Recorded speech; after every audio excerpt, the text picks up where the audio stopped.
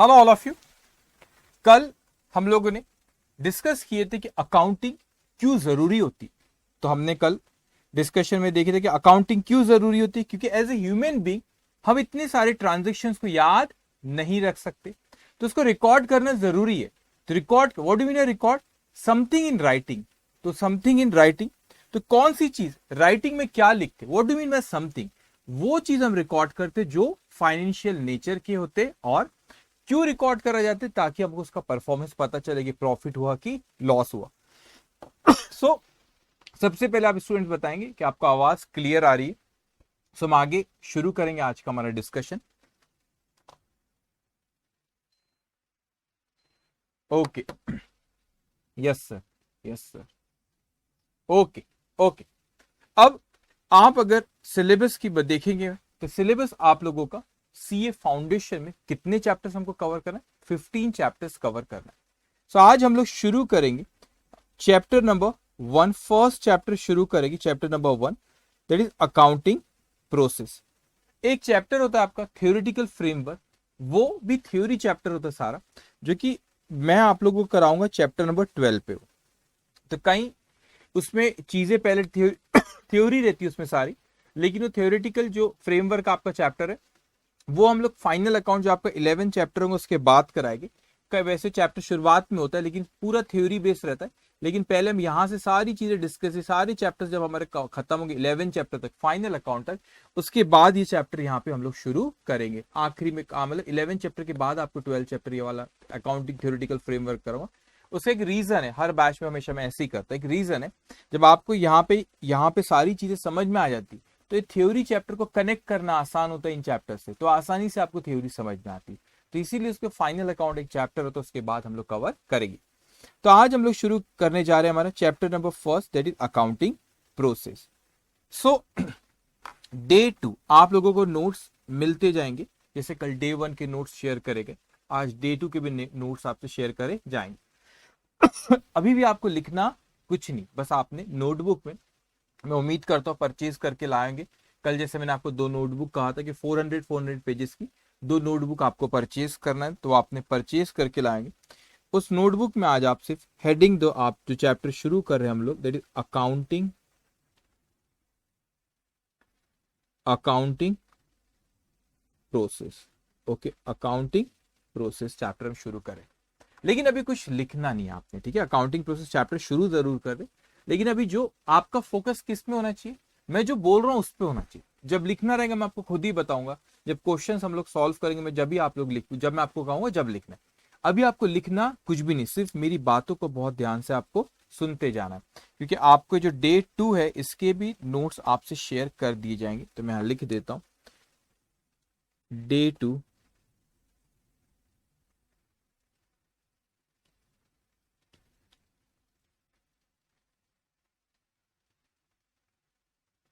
Okay, day 2। आपका पूरा focus अभी किस पे होना चाहिए? आप लोग का पूरा फोकस होना चाहिए जो बातें मैं कह रहा हूं उस कंसेप्ट पे आपका सारा का सारा फोकस रहना चाहिए। अब what do mean by accounting अगर हम देखें तो आपने 11 12, कुछ स्टूडेंट्स ऐसे होंगे जिन्होंने कॉमर्स पढ़ के आए, तो 11 12 में आपने देखिए सुने होंगे what do mean by accounting, पढ़ेंगे 11th में ही पढ़ेंगे शुरुआत के दिनों में। सो वहां पे अकाउंटिंग की मीनिंग अगर हम लोग देखें, अभी लिखना कुछ नहीं, सिर्फ आप अभी मेरी बातों को सुनते जाना है आपको। Okay, according to AICPA, what is AICPA? American institute certified public accountant, लिख देता हूं मैं ब्रैकेट में, American institute of certified public accountant. तो हम इंडिया में क्या कहते हैं? चार्टर्ड अकाउंटेंट कहते हैं, सर्टिफाइड पब्लिक अकाउंटेंट यूएस में कहते हैं। ओके, तो उन्होंने डिफाइन करे कि what do mean by accounting. तो वो कहते accounting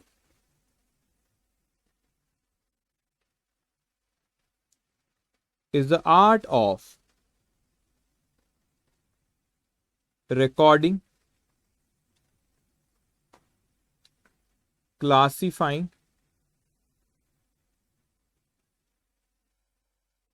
and summarizing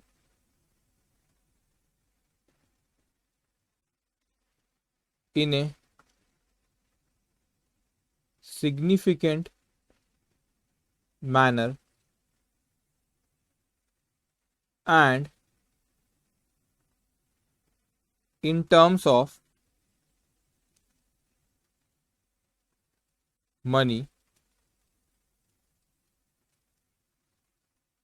transactions and events which are in part at least of a financial character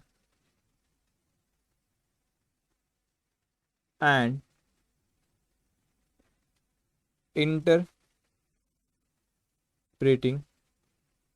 the results thereof. Okay, अब ध्यान से सुनिए। तो ये मीनिंग ऑफ अकाउंटिंग है। What do mean by accounting अगर आप देखें तो ये मीनिंग ऑफ अकाउंटिंग, तो मैंने देखा सर ये मीनिंग ऑफ अकाउंटिंग यहाँ पे मैं कहता हूँ इसको मैं पढ़ूँ अगर तो मैं सच कहूँ कि कुछ भी समझ में नहीं आएंगी। बोलेंगे सर ये मीनिंग ऑफ अकाउंटिंग, हाँ मैंने कहा ये मीनिंग ऑफ अकाउंटिंग। कुछ स्टूडेंट ऐसे होंगे जो 11th में ये पढ़ के आएंगे मीनिंग ऑफ अकाउंटिंग और उन्होंने वहां पे कहीं पढ़े भी होंगे इसको और उसको याद करोगे सर ये है मीनिंग ऑफ अकाउंटिंग। लेकिन मैं इस मीनिंग ऑफ अकाउंटिंग को किसी को समझ में ही नहीं आएंगी जब तक एक दूसरी चीज है उसको हम कहते हैं अकाउंटिंग प्रोसेस। वो अकाउंटिंग प्रोसेस का क्या मतलब होता है, वो क्या होती है अकाउंटिंग प्रोसेस, आप जब तक अकाउंटिंग प्रोसेस नहीं समझोगे आपको अकाउंटिंग की मीनिंग समझ में आने वाली नहीं है।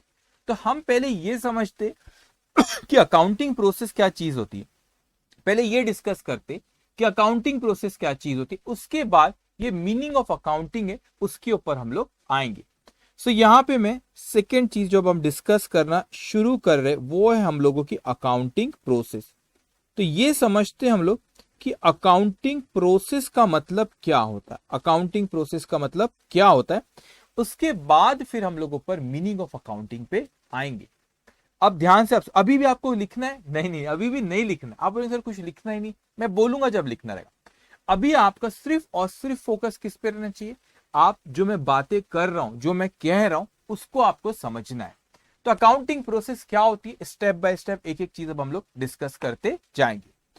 सबसे पहले जो होता है आपका, सबसे पहला आपका होता है एंटिटी। तो मैंने कहा कि एंटिटी का मतलब क्या होता है, ये है आपका एंटिटी। ओके, सबसे पहला पॉइंट एंटिटी। सो एंटिटी का मीनिंग क्या होता है, ऑर्गेनाइजेशन और इंडिविजुअल, ऑर्गेनाइजेशन और इंडिविजुअल उस books of account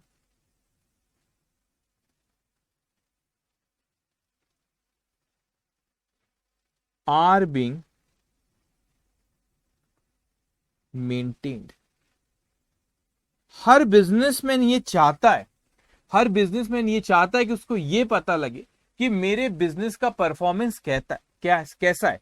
what do mean bye entity, entity वो होता है कि जिसकी आप अकाउंटिंग कर रहे हो, जिसका आप हिसाब किताब लिख रहे हो उसे हम एंटिटी कहते हैं। जिसकी बुक्स ऑफ अकाउंट मेंटेन कर रहे, जिसका ये हिसाब किताब लिख रहे। तो हिसाब किताब क्या सर जरूरी है कि बिजनेसमैन ही बिजनेस के लिए हिसाब किताब होता है, नहीं जरूरी नहीं है। एग्जाम्पल हम यहां पे लेते मैं कहता हूं आपसे कि रिलायंस इंडस्ट्री, ओके, मैं कहता हूं आपसे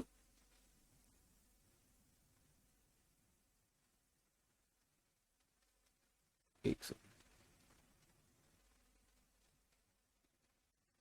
ओके, मैं कहता हूं कि रिलायंस इंडस्ट्री हमारी, तो रिलायंस इंडस्ट्री चाहेंगे कि उसका कैसा, यहां पे रिलायंस इंडस्ट्री है हमारी। तो एंटिटी का मतलब होता है कि हम ये फाइंड आउट करना चाहते हैं कि ये बिजनेस जिसकी हम अकाउंटिंग कर रहे, जिसका हम परफॉर्मेंस देखना चाहते, जिसके लिए हम अकाउंट, जिसके लिए हम हिसाब किताब लिख रहे। तो एक ऑर्गेनाइजेशन, उस ऑर्गेनाइजेशन का नाम है रिलायंस इंडस्ट्रीज लिमिटेड। उस ऑर्गेनाइजेशन का नाम क्या है, रिलायंस इंडस्ट्रीज लिमिटेड। इसके ओनर जो है, इसके जो ओनर है वो है मुकेश अंबानी। तो यहां पे मैंने कहा कि रिलायंस इंडस्ट्री एक अलग चीज है और उसके जो ओनर है वो एक अलग है। तो ओनर मैं यहां पे कहता हूं कि मुकेश अंबानी जी उसके क्या है, ओनर है। तो यहां पर हमने देखे कि हम एंटिटी का मतलब होता है कि जिसके लिए हम लोग ये अकाउंटिंग कर रहे, जिसके लिए हिसाब किताब हम लिख रहे। तो यहां पे रिलायंस इंडस्ट्री एक अलग चीज है एंटिटी, और यहां पे एक मुकेश जी एक अलग है। सो मुकेश अंबानी की रिलायंस इंडस्ट्री है, लेकिन बिजनेस एक अलग होता है, ओनर एक अलग होता है। बिजनेस एक अलग होता है, ओनर एक अलग होता है। तो आप किसकी अकाउंटिंग करना चाहते? तो हम तो यहां पे हमारे एग्जांपल में रिलायंस इंडस्ट्री की अकाउंटिंग करना चाहते, तो उसको हम एंटिटी बोलेंगे। जिसकी बुक्स ऑफ अकाउंट हम मेंटेन कर रहे, जिसका हिसाब किताब लिख रहे, उसको हम एंटिटी बोलेंगे। उसके जो ओनर है, अगर उनके लिए अकाउंटिंग करना चाहो तो वो एंटिटी हमारे लिए हो जाएंगे। उसके जो ओनर है, अगर उनके लिए अकाउंटिंग, उनका हिसाब किताब लिखना चाहोगे तो वो ओनर हो जाएंगे।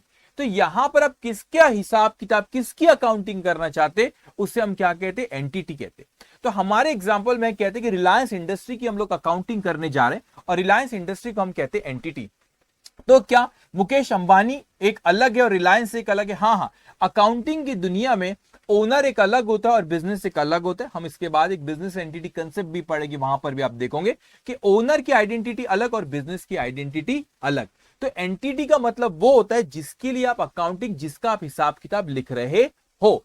सो यहां पे वैसे जनरली ओनर अपना खुद का हिसाब किताब नहीं लिखते पर्सनल। क्यों? कि छोटे मोटे कोई बिजनेसमैन हो तो नहीं लिखते, जो बहुत बड़े हो, जैसे मुकेश अंबानी हो गए, कोई बड़े बड़े रतन टाटा जैसे बड़े बड़े लोग जो बिजनेसमैन है, या कोई बिजनेसमैन और भी कोई चाहे तो वो अपना भी अकाउंटिंग करा सकता है। तो जिसके लिए अकाउंटिंग करे वो एंटिटी हो जाती।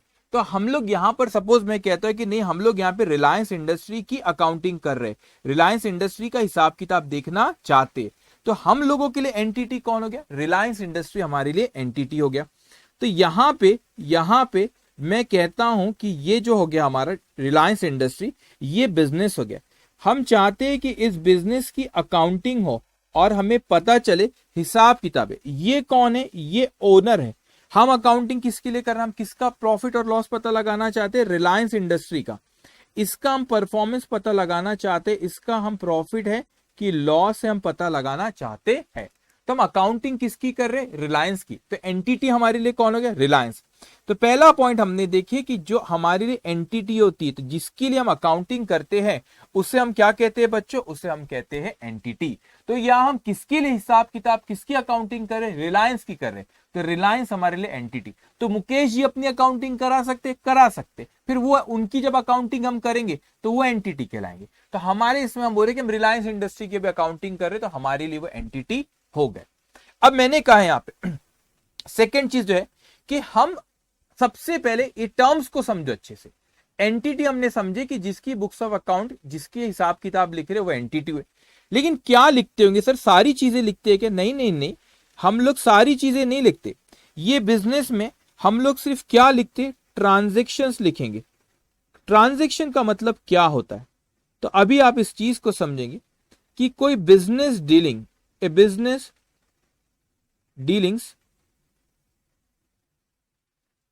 which can be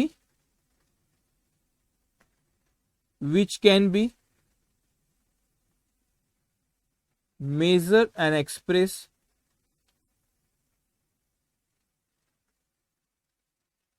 in terms of money,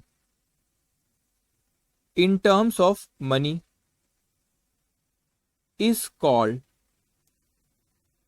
transaction.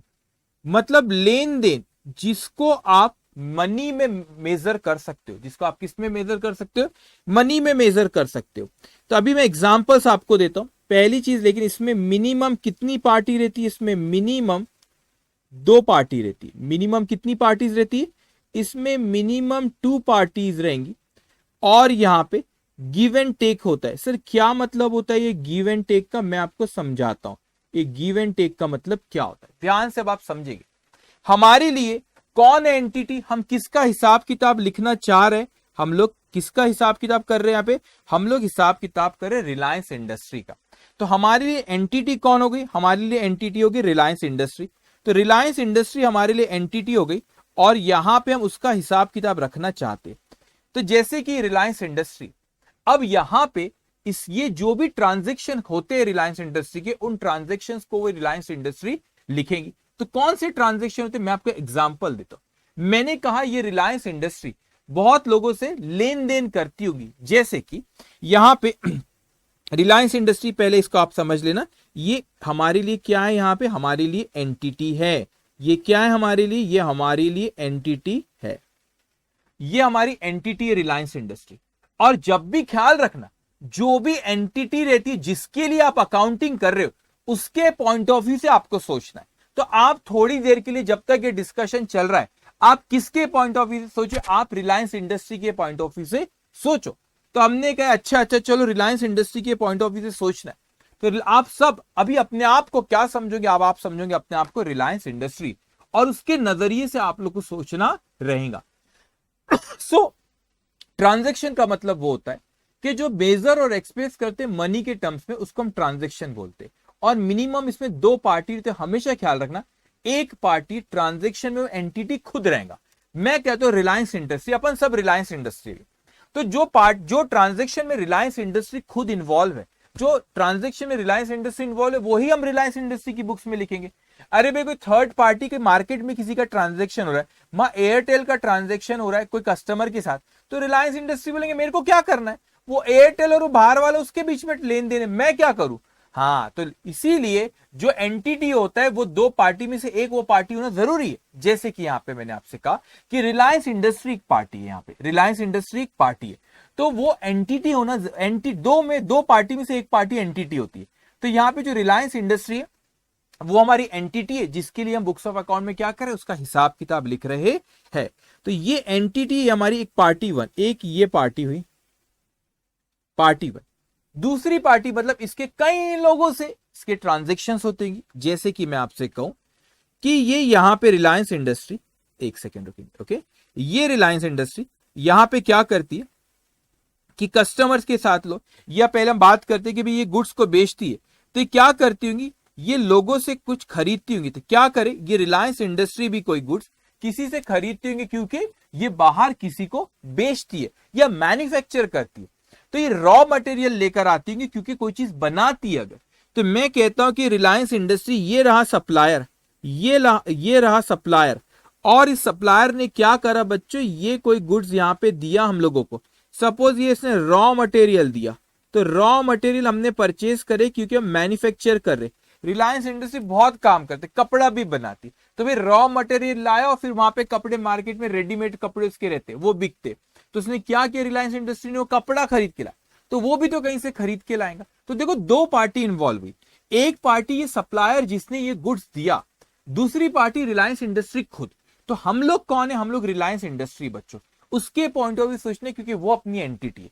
तो ये रिलायंस इंडस्ट्री एक पार्टी हुई, और जो पार्टी यहाँ पे दूसरी पार्टी, एक पार्टी है दूसरी पार्टी, हमेशा दो पार्टी और उसमें से एक कौन रहेंगी, एंटिटी। हमारे वाले केस में एंटिटी, हमारे एग्जांपल में एंटिटी कौन है, हमारे एग्जांपल में एंटिटी रिलायंस इंडस्ट्री हमारी एंटिटी।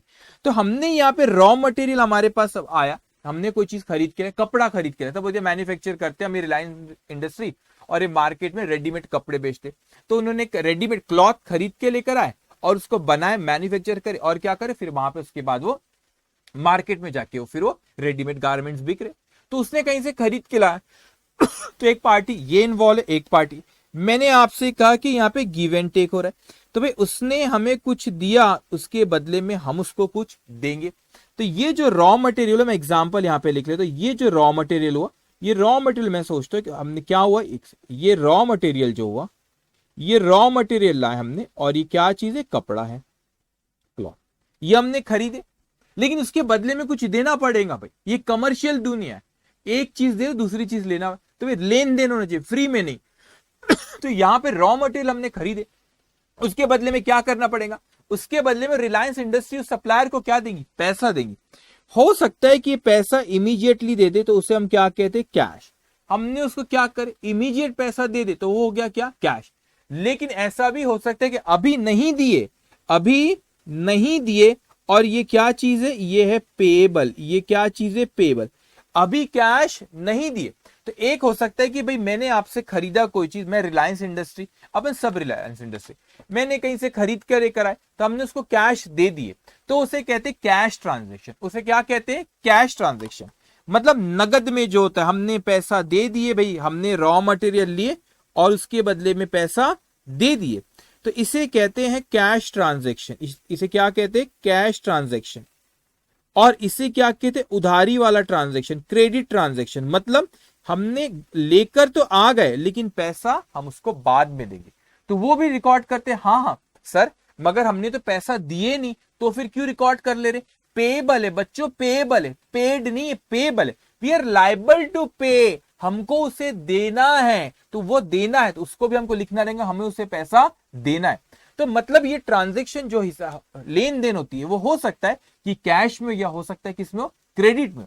तो यहां पर आपने ऑब्जर्व करे कि दो पार्टी, एक पार्टी दूसरी है, गिव एंड टेक। यहां पे हमारे पास रॉ मटेरियल आया, कपड़ा क्लॉथ आया, उसके बदले में हमने कैश दिए, या we are liable to pay. तो यहां पे ये गिव एंड टेक हुआ। और ये गिव एंड टेक हो सकता है कि इमीडिएटली और हो सकता है कि बाद में हो। इमीडिएटली मतलब यहाँ पे कैश अभी दे दिए, और बाद में मतलब credit transaction, we are liable to pay. तो उस तरीके गिव एंड टेक हो सकता है इमीडिएट लो, हो सकता है कि बाद में हमको पे करना पड़े। लेकिन अगर हमारे पास यहाँ पे ये गुड्स आ गया तो हमको उसको रिकॉर्ड करना पड़ेगा। तो ये ट्रांजेक्शन हुआ। तो ट्रांजेक्शन में पेमेंट इमीडिएटली भी हो सकती है, लेटर भी हो सकती है। अब ये दो पार्टी थी। इसी तरह हमने सोचा कि नहीं, ये कपड़ा है, अभी रिलायंस इंडस्ट्री ने क्या करी? रेडीमेड गारमेंट्स बनाई। एग्जाम्पल, रेडीमेड गारमेंट्स बनाई और इसे बाहर बेची। इसे क्या करी? बाहर बेची। अब जब इसने बाहर बेची तो किसको बेचेंगे? इसके जो क्या रहेंगे? कस्टमर जो रहेंगे, उससे इसने क्या करी? सेल करी। तो मैं कहता हूं आपसे भाई, इसके ये कस्टमर से बाहर, इन कस्टमर्स को इन्होंने क्या करे? गुड्स को बेचे। तो जो चीज आप बिजनेस में जो डील करते हो उसको जब बाहर वाले को बेचते हो तो उसे क्या कहते? उसे हम गुड्स कहते हैं। उसे क्या कहते हैं? गुड्स। तो हमने रेडीमेड गारमेंट्स बनाए और उन रेडीमेड गारमेंट्स को क्या करे? बेचे। तो हमने वो गुड्स दिए।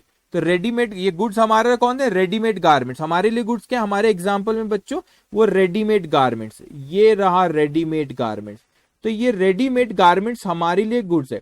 जिसमें आप डील करते हो, जिसमें आप बिजनेस करते हो, वो आपका गुड्स होता है। तो मैंने कहा एग्जांपल, हम रेडीमेड गारमेंट्स में डील करते तो वो हमारे लिए क्या हुआ बच्चों? गुड्स हुआ। तो हमने क्या करा? अभी रिलायंस इंडस्ट्री बाहर कस्टमर को बेची, उसके बदले में उनसे क्या लेंगी? उसके बदले में उनसे क्या लेगी? वो पैसा लेंगी।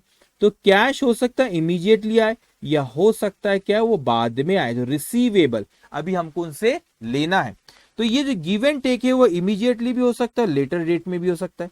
तो ये जो यहाँ पे कैश आई, ये कौन सा ट्रांजेक्शन है आपका? ये कैश ट्रांजेक्शन है, पैसा इमीडिएटली आ गया। ये बाद में आने वाला ये उधारी वाला ट्रांजेक्शन, ये क्रेडिट ट्रांजेक्शन। तो परचेज जब हमने यहाँ पे रॉ मटेरियल जब खरीदे थे, जब परचेज करते बच्चों, यहाँ पे ये परचेज की थे, तो यहां पर हमारा यहां पर भी दो पार्टी थी। हमने उधारी मिली तो पेबल, उधारी हमने किसी को दी तो हमको उससे पैसा लेना, तो रिसीवेबल। तो आप देखो यहाँ पे दो पार्टी, यहां पर भी, तो उसमें से एक पार्टी हमेशा कौन सी पार्टी रहेंगी? एंटिटी। तो यहाँ पे दोनों ट्रांजेक्शन में आप देखो हमारे लिए एंटिटी कौन है? रिलायंस। तो यहाँ पे फिर चाहे उसका ट्रांजेक्शन ये सप्लायर से हो, फिर चाहे उसका ट्रांजेक्शन कस्टमर से हो, दोनों केस में देखोगे आप एंटिटी जो हमारे लिए रिलायंस इंडस्ट्री, वो दोनों इसमें इन्वॉल्व है। तो वही होता है कि हम जिसमें एंटिटी, एक दो पार्टी में से एक पार्टी एंटिटी रहती है। अब क्या सर इतने ही होता है? नहीं नहीं नहीं, इसके कई ट्रांजेक्शन, हजारों लाखों करोड़ों ट्रांजेक्शन इस इंडस्ट्री के लोगों के साथ होते। तो हर ट्रांजेक्शन में एक पार्टी कौन सी रहेगी? एंटिटी। हमारे केस में हमने एग्जांपल एंटिटी कौन ली? रिलायंस। तो ये हर ट्रांजेक्शन में यहाँ पे एक पार्टी कौन सी रहेंगी बच्चों? रिलायंस रहेगी। उसी तरह रिलायंस में यहाँ पे बहुत सारे लोग काम करते, बहुत सारे लोग क्या करते बच्चों? काम करते। तो यहाँ पे जो लोग काम करते वो एम्प्लॉय है। तो ये जो एम्प्लॉय है भाई, एम्प्लॉय यहाँ पे फ्री पे काम करते कि नहीं? नहीं नहीं, एम्प्लॉय फ्री में काम नहीं करते। तो एम्प्लॉय को हम पैसे देंगे। एग्जाम्पल के तौर पे मैं कहता हूं कि ये हमारे एम्प्लॉय है, वो यहाँ पे जॉब करते, ठीक है, ये यहाँ एम्प्लॉय, ये क्या करते? यहाँ पे जॉब करते।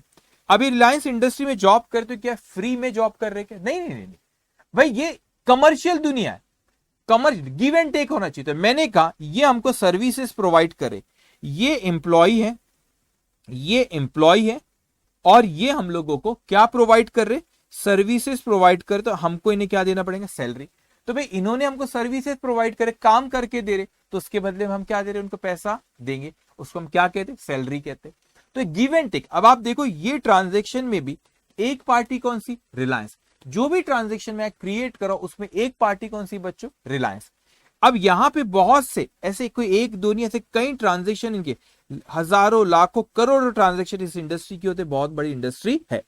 अब यहां पे बहुत सारे ट्रांजेक्शन होते। फॉर एग्जांपल रिलायंस इंडस्ट्री कह के नहीं नहीं नहीं सर हम लोगों को, एक सेकेंड रुकिए, ये कहते हैं कि नहीं, एग्जाम्पल के तौर पे मैं कह रहा हूं कि नहीं, ये लोग रेंटेड जगह पे रहते। कौन सी जगह पे, सपोज इनकी जो बिजनेस है वो रेंटेड जगह पे, तो यहां पे अगर रेंटेड जगह पे, तो लैंडलॉर्ड को क्या करना पड़ेगा, पैसा हमको देना पड़ेगा।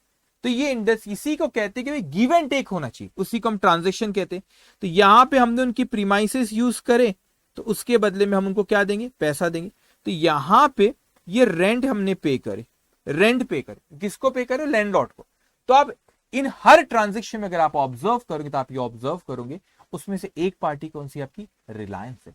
तो भाई रिलायंस एंटिटी, एंटिटी वो ट्रांजेक्शन, जो भी ट्रांजेक्शन यहां पे उसमें एक पार्टी कौन सी, हमारी एंटिटी, और वो एंटिटी के ट्रांजेक्शन हो रहे। तो सबसे पहले आपको क्वेश्चन में जब सॉल्व करते हैं, आपको ये देखना है कि आप अकाउंटिंग किसके लिए कर रहे हैं। तो अकाउंटिंग हम यहाँ पे एंटिटी के लिए कर रहे हैं। अच्छा, तो क्या चीज वो एंटिटी लिखता है, ट्रांजेक्शन लिखता है। वो ट्रांजेक्शन जो एंटिटी के दूसरे लोगों के साथ ट्रांजेक्शन हुए, हमने कहा है अच्छा अच्छा चलो चलो चलो, अब इन ट्रांजेक्शंस को हम क्या करते हैं, इन ट्रांजेक्शंस को हम लिखते।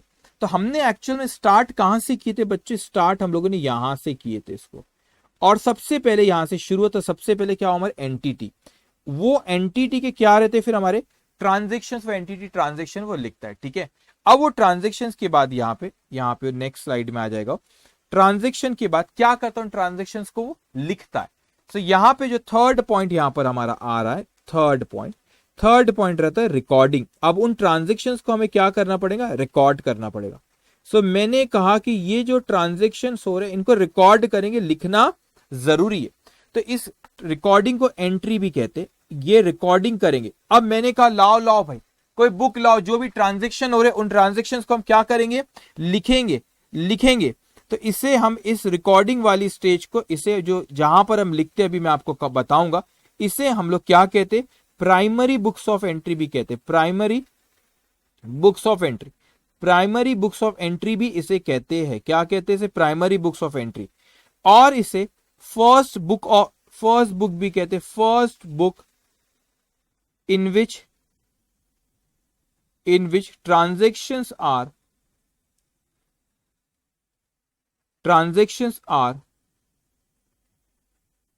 रिकॉर्डेड। ध्यान से मेरी बात सुनिए। अब मैंने कहा कि रिकॉर्डिंग वाली स्टेज, सबसे पहले क्या है, हमने देखे कि एंटिटी कौन है, उस एंटिटी को हमने देखे कि पहले चलो चलो भाई उसके ट्रांजेक्शन, जो भी ट्रांजेक्शन उसने करा उसको हमने ट्रांजेक्शन देखे क्या है। अब ट्रांजेक्शन को लिखना जरूरी, तो मैंने कहा ठीक है भाई लिखते। अब क्या हुआ यहाँ पे कि ट्रांजेक्शन लिखने की बारी आई, तो ये मेरे सामने ये एक बुक रखी हुई है, ठीक है। मैंने कहा भाई ये एक बुक रखी हुई, सपोज ये कोई बुक है।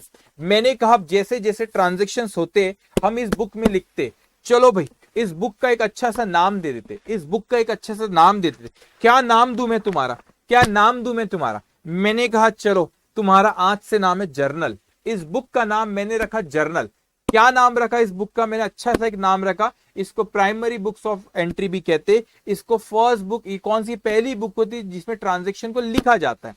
तो मैंने कहा पहले ही पहला है भैया, पहली बुक है जिसमें ट्रांजेक्शन लिखा जा रहा है, इसका अच्छा सा नाम देते। और उसका नाम हम लोगों ने क्या रखे, उसका नाम हमने रखे जर्नल। तो जर्नल इसका नाम रखे। अच्छा, तो ये रही हमारी जर्नल, इस जर्नल में हम क्या करते, जो भी ट्रांजेक्शन्स होते उन ट्रांजेक्शन्स को इस जर्नल में हम लोग लिखते। अब जर्नल में आपने कहे कि सर ये ट्रांजेक्शन जो होते इन ट्रांजेक्शन को इस जर्नल में लिखते। इस बुक का नाम हमने रखे जर्नल। क्या रखे, इस बुक का नाम हमने रखे जर्नल, रखे इस बुक का नाम। अब क्या हुआ यहाँ पे कि सर कोई लिखने का तरीका होता है। हाँ, अकाउंटिंग में एक लिखने का तरीका होता है, कुछ रूल्स होते। उन रूल्स के बारे में आज हम लोग बात नहीं कर रहे, वो बाद में बात होंगी, एक दो सेशन बाद। आज हम सिर्फ बात करें कि इस बुक में लिखा जाता है और इस लिखने का कोई तरीका होता है, वो हम सिस्टमेटिकली लिखते। कैसे लिखते हैं यहाँ पे, ये हम लोग सिस्टमेटिकली लिखते। ओके, तो मैंने कहा आपसे कि इसको सिस्टमेटिकली लिख रहे। ओके, सो बच्चों आवाज आ रही, सब क्लियर, समझ में आ रहा है? कोई डाउट है तो आप यहाँ पे चैट बॉक्स में लिख सकते हैं, मगर बातों को ध्यान से सुनो। तो मैंने कहा आपसे कि मैं इसको सिस्टमेटिकली लिख रहा हूं, ओके। और वो जो सिस्टमेटिकली जो लिखते हैं उसे हम कहते हैं double entry system. Double entry system क्या चीज होती है वो आगे आएगा कि डबल एंट्री सिस्टम एक्चुअल में आप इस डबल एंट्री सिस्टम में आप एक्चुअल में कैसे आप इसको रिकॉर्ड करते हैं, डबल एंट्री सिस्टम में लिखने का कोई तरीका है। लेकिन अभी आप सिर्फ इतना समझेंगे सर सिस्टमेटिकली लिखते डबल एंट्री सिस्टम, अभी आपको समझाया कि हर ट्रांजेक्शन के कितने इफेक्ट होते, हर ट्रांजेक्शन के 2 इफेक्ट होते, हर ट्रांजेक्शन के गिव एंड टेक होता है तो डबल इफेक्ट होते, हर ट्रांजेक्शन के कितने इफेक्ट होते, डबल इफेक्ट होते। तो भाई ये रही हमारी जर्नल, ये रही हमारी, और इस जर्नल में हम लोग क्या करते हैं, सारे ट्रांजेक्शन्स को हम लोग यहाँ पे लिखते। तो ये जर्नल रही, ये जर्नल में क्या करेंगे, सारे ट्रांजेक्शन्स को यहाँ पे लिखा जा रहा है।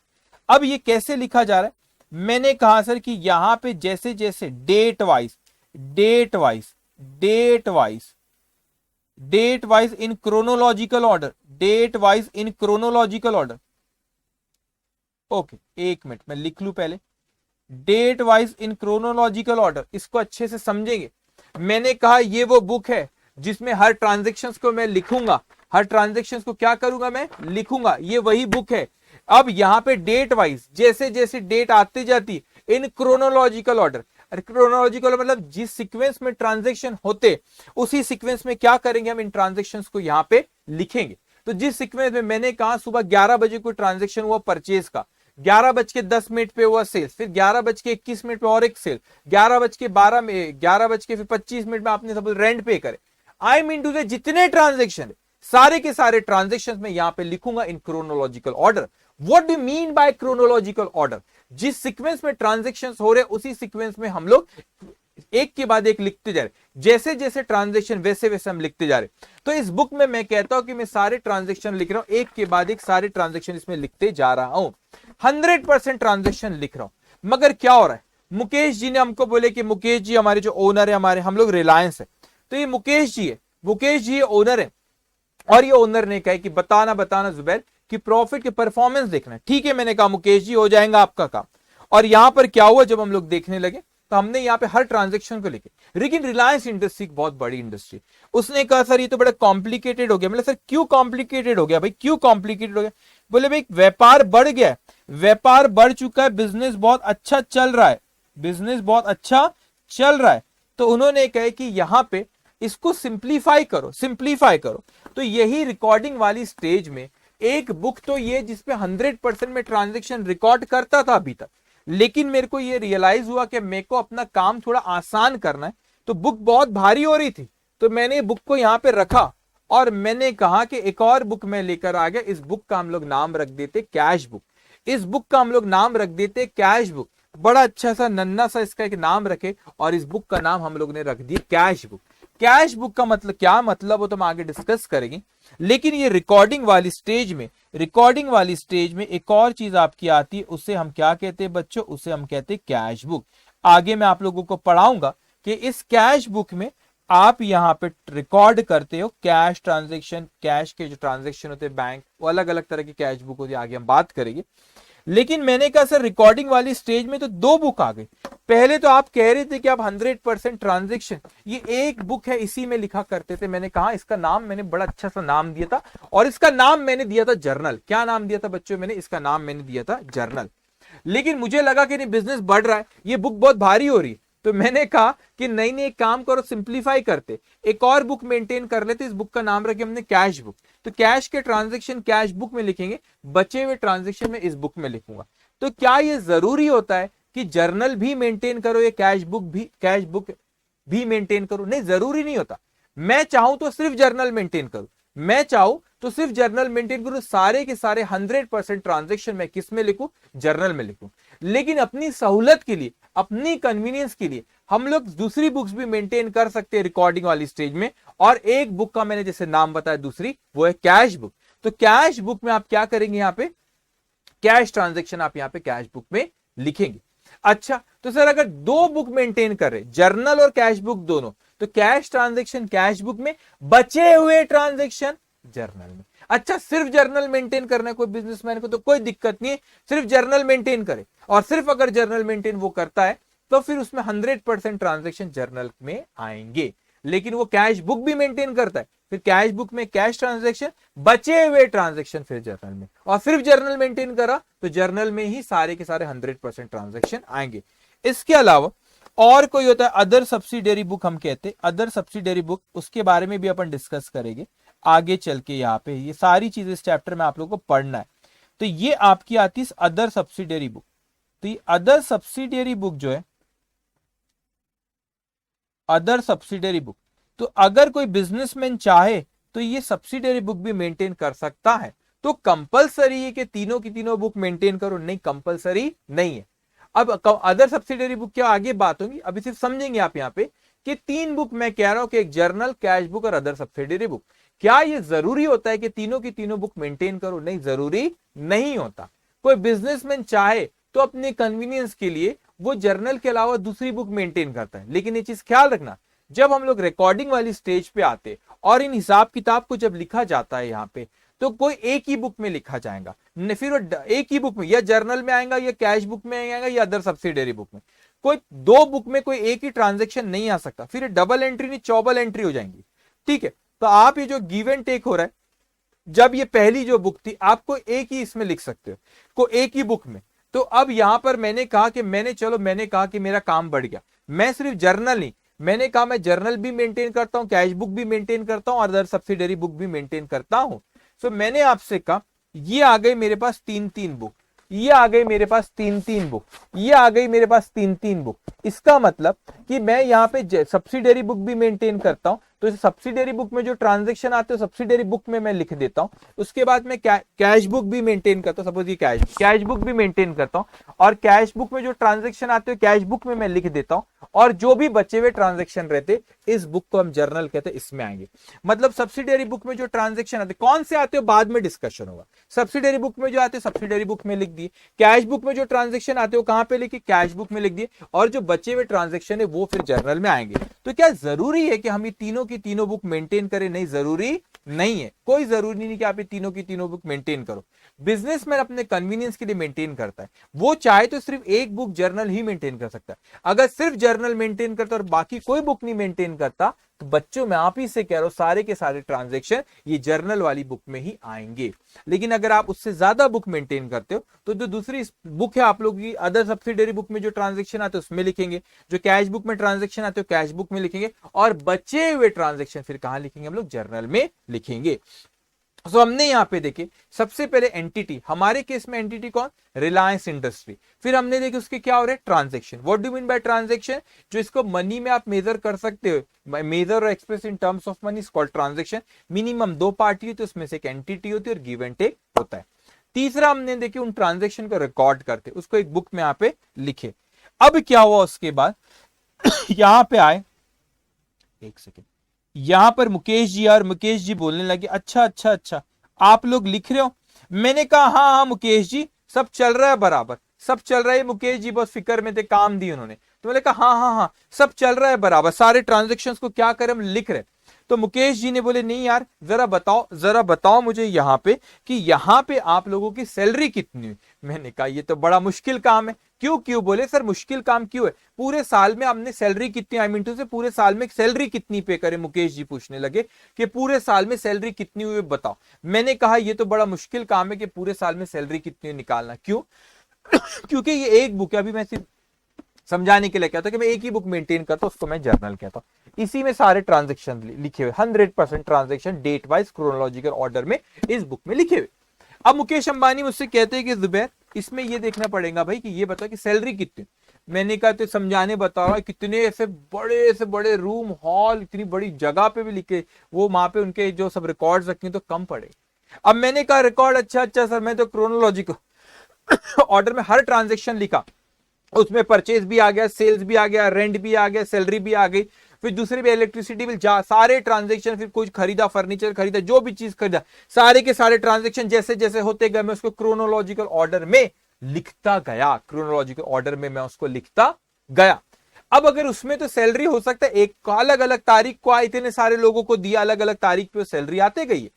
अब मुकेश अंबानी कहते कि बताओ बताओ सैलरी कितनी, तो कैलकुलेटर लिया गया और उसको बुक को हमने देखे, इस बुक को हमने देखे और काउंट करे, अच्छा 1 तारीख को सैलरी दिख रही 100% की, फिर 2 तारीख को फिर दिख रही, अब मैं कैलकुलेटर में लिखा सर इतने लाखों हजारों लाखों लोग काम करते हैं उनकी कंपनी में, तो मैंने बोला सबका काउंट करना है, मैंने कहा आप 6 महीने बाद आना, कैलकुलेटर लेके बैठता हूँ, फिर मेरे को उसमें से काउंट करना पड़ेगा। तो ये तो बड़ा दिक्कत का काम है। मुकेश जी बोले अरे कैसा काम कर रहे हो तुम, एक जगह लिख ले लेकिन पर्पस तो सॉल्व ही नहीं हो रहा, ये तो बड़ा टेंशन वाली बात है, इसमें तो पर्पस सॉल्व है, आपको सैलरी पूछ रहा, आप बोलते 6 महीने बाद बताऊंगा, इतने सारे लाखों करोड़ों ट्रांजेक्शन है कैसे करेंगे उसको, तो मेरे को यहाँ पे क्या करना पड़ेगा, काउंट करना पड़ेगा सैलरी की, तो क्रोनोलॉजिकल ऑर्डर में यहाँ पे लिखा हुआ है, उसमें रेंट भी है, सैलरी भी है, परचेज भी है, सेल्स है, सबका सब वो बुक में लिखा हुआ है जर्नल में।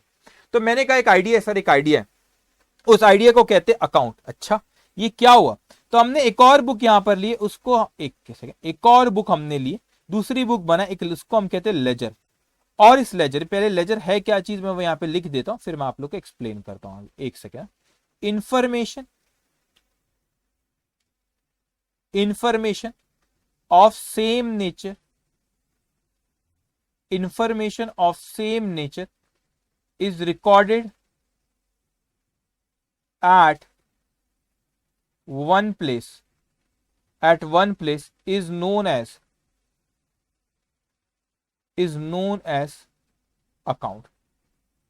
मैंने कहा सर अभी ऊपर क्या हुआ था, यहां पे हम लोगों ने जर्नल बनाया, हम लोगों ने क्या बनाया, जर्नल बनाया ऊपर, और ये जर्नल में क्या करे इसको, ये जर्नल हम लोगों ने ऊपर बनाए, और यहां पे क्या था ये जर्नल, सर इस जर्नल में हम लोगों ने आप सारे ट्रांजेक्शन क्रोनोलॉजिकल ऑर्डर में लिखते गए, ये जर्नल में क्या था, सारे के सारे ट्रांजैक्शन हमारे, ये जर्नल था, और इसमें क्या हुआ, सारे के सारे ट्रांजैक्शन हम लोग डेट वाइज क्रोनोलॉजिकल ऑर्डर में इसमें लिखते गए।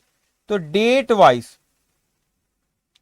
वाइज ऊपर में आपने देखो वहां पे लिखा हूं chronological order, date wise chronological order, what do mean by chronological order, sequence में जैसे जैसे ट्रांजैक्शन हुए वो मैं क्या करा यहां पर लिखता गया। तो यहां पर मैंने कहा इस जर्नल में डेट वाइज क्रोनोलॉजिकल ऑर्डर में मैं ट्रांजैक्शन लिखता गया, लेकिन मैंने कहा मेरा तो पर्पज ही सॉल्व नहीं हुआ सर, मेरा तो पर्पज ही नहीं सॉल्व हुआ।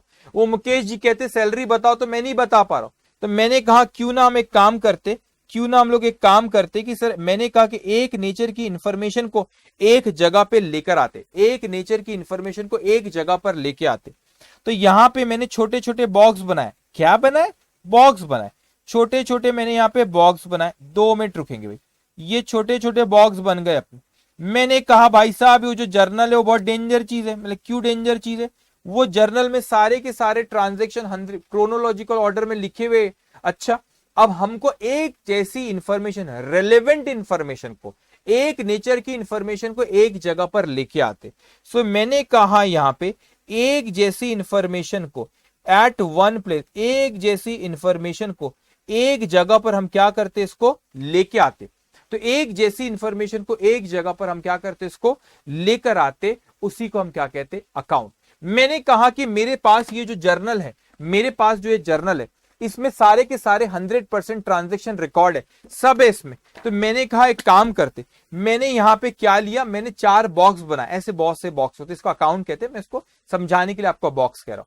तो मैंने ऐसे बॉक्स लिया, बहुत सारे बॉक्स बनाया, और मैंने कहा यहां पे इसमें जो भी इंफॉर्मेशन आपकी इस जर्नल में रिलेटेड जो इससे है यहां पे लिखो, इससे जो है यहां लिखो, इससे यहां लिखो, और इससे रिलेटेड यहां। व्हाट डज इट मीन, मैं कहता हूं आपसे कि फॉर एग्जांपल अगर मेरे परचेज कोई किया, तो कोई चीज परचेज किया, अगर मैंने कोई चीज सेल्स किया, कोई एक्सपेंसेस जैसे कि सैलरी, ठीक है, सैलरी हो गई, जैसे हमने अभी पिछले इसमें क्या थे कि रेंट है ना, रेंट।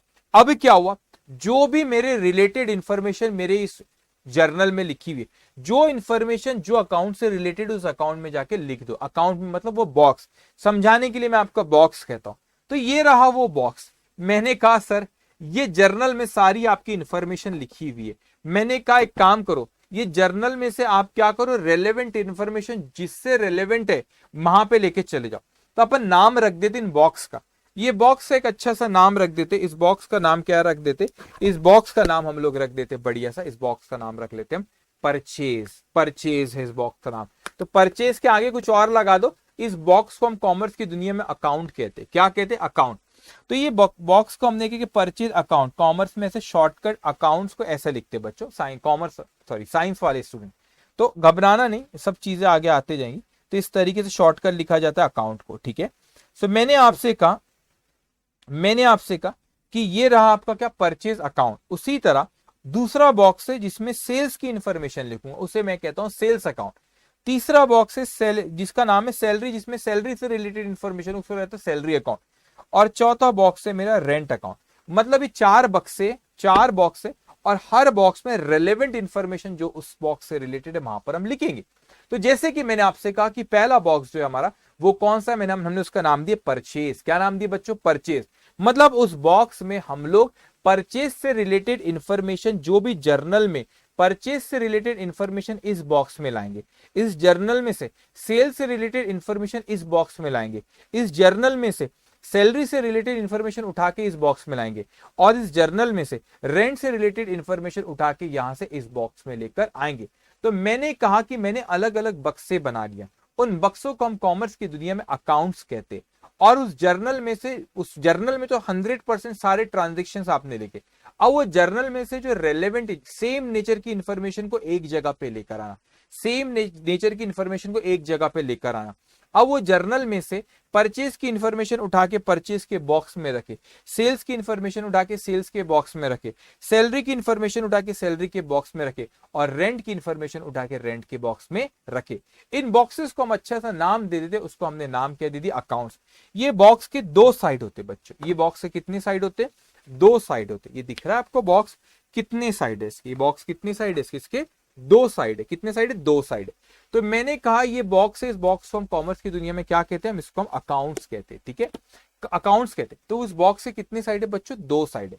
अब उसका नाम रख देते, सर ये दो साइड, समझा रहा हूं बच्चों से, मैं कहता हूं आपको, ओके, मैं कहता हूं आपसे कि मैंने यहां पे कहा कि इस बॉक्स के दो साइड है यहां पे, तो दो साइड मैंने आपसे कहा, जस्ट 1 मिनट, ओके, ये बॉक्स के मैंने आपसे कहा कि दो साइड है। अब ये दो साइड के कोई नाम रख दो, लेफ्ट राइट, ऐसा चलता ना, अरे चलता ना नाम लेफ्ट और राइट, हाँ, मगर इनके अभी कोई नाम रखा गया ना लेफ्ट राइट। आपका जैसे नाम है कोई, मेरा नाम जुबैर है, मेरे पेरेंट्स ने रखे, वैसे आपका जो नाम है आपके पेरेंट्स ने रखे होंगे। तो भाई ये जो नाम दिया गया, उसी तरह ये लेफ्ट और राइट जो मैं बोल रहा हूं, ये जो बॉक्स है इसके दो साइड है, क्यों ना उन दो साइड का कोई नाम रख दे। तो यहां पर अपने मर्जी से ऐसा नहीं बोलेंगे अपन चिंटू मिंटू, ऐसा कुछ नाम नहीं रखेंगे।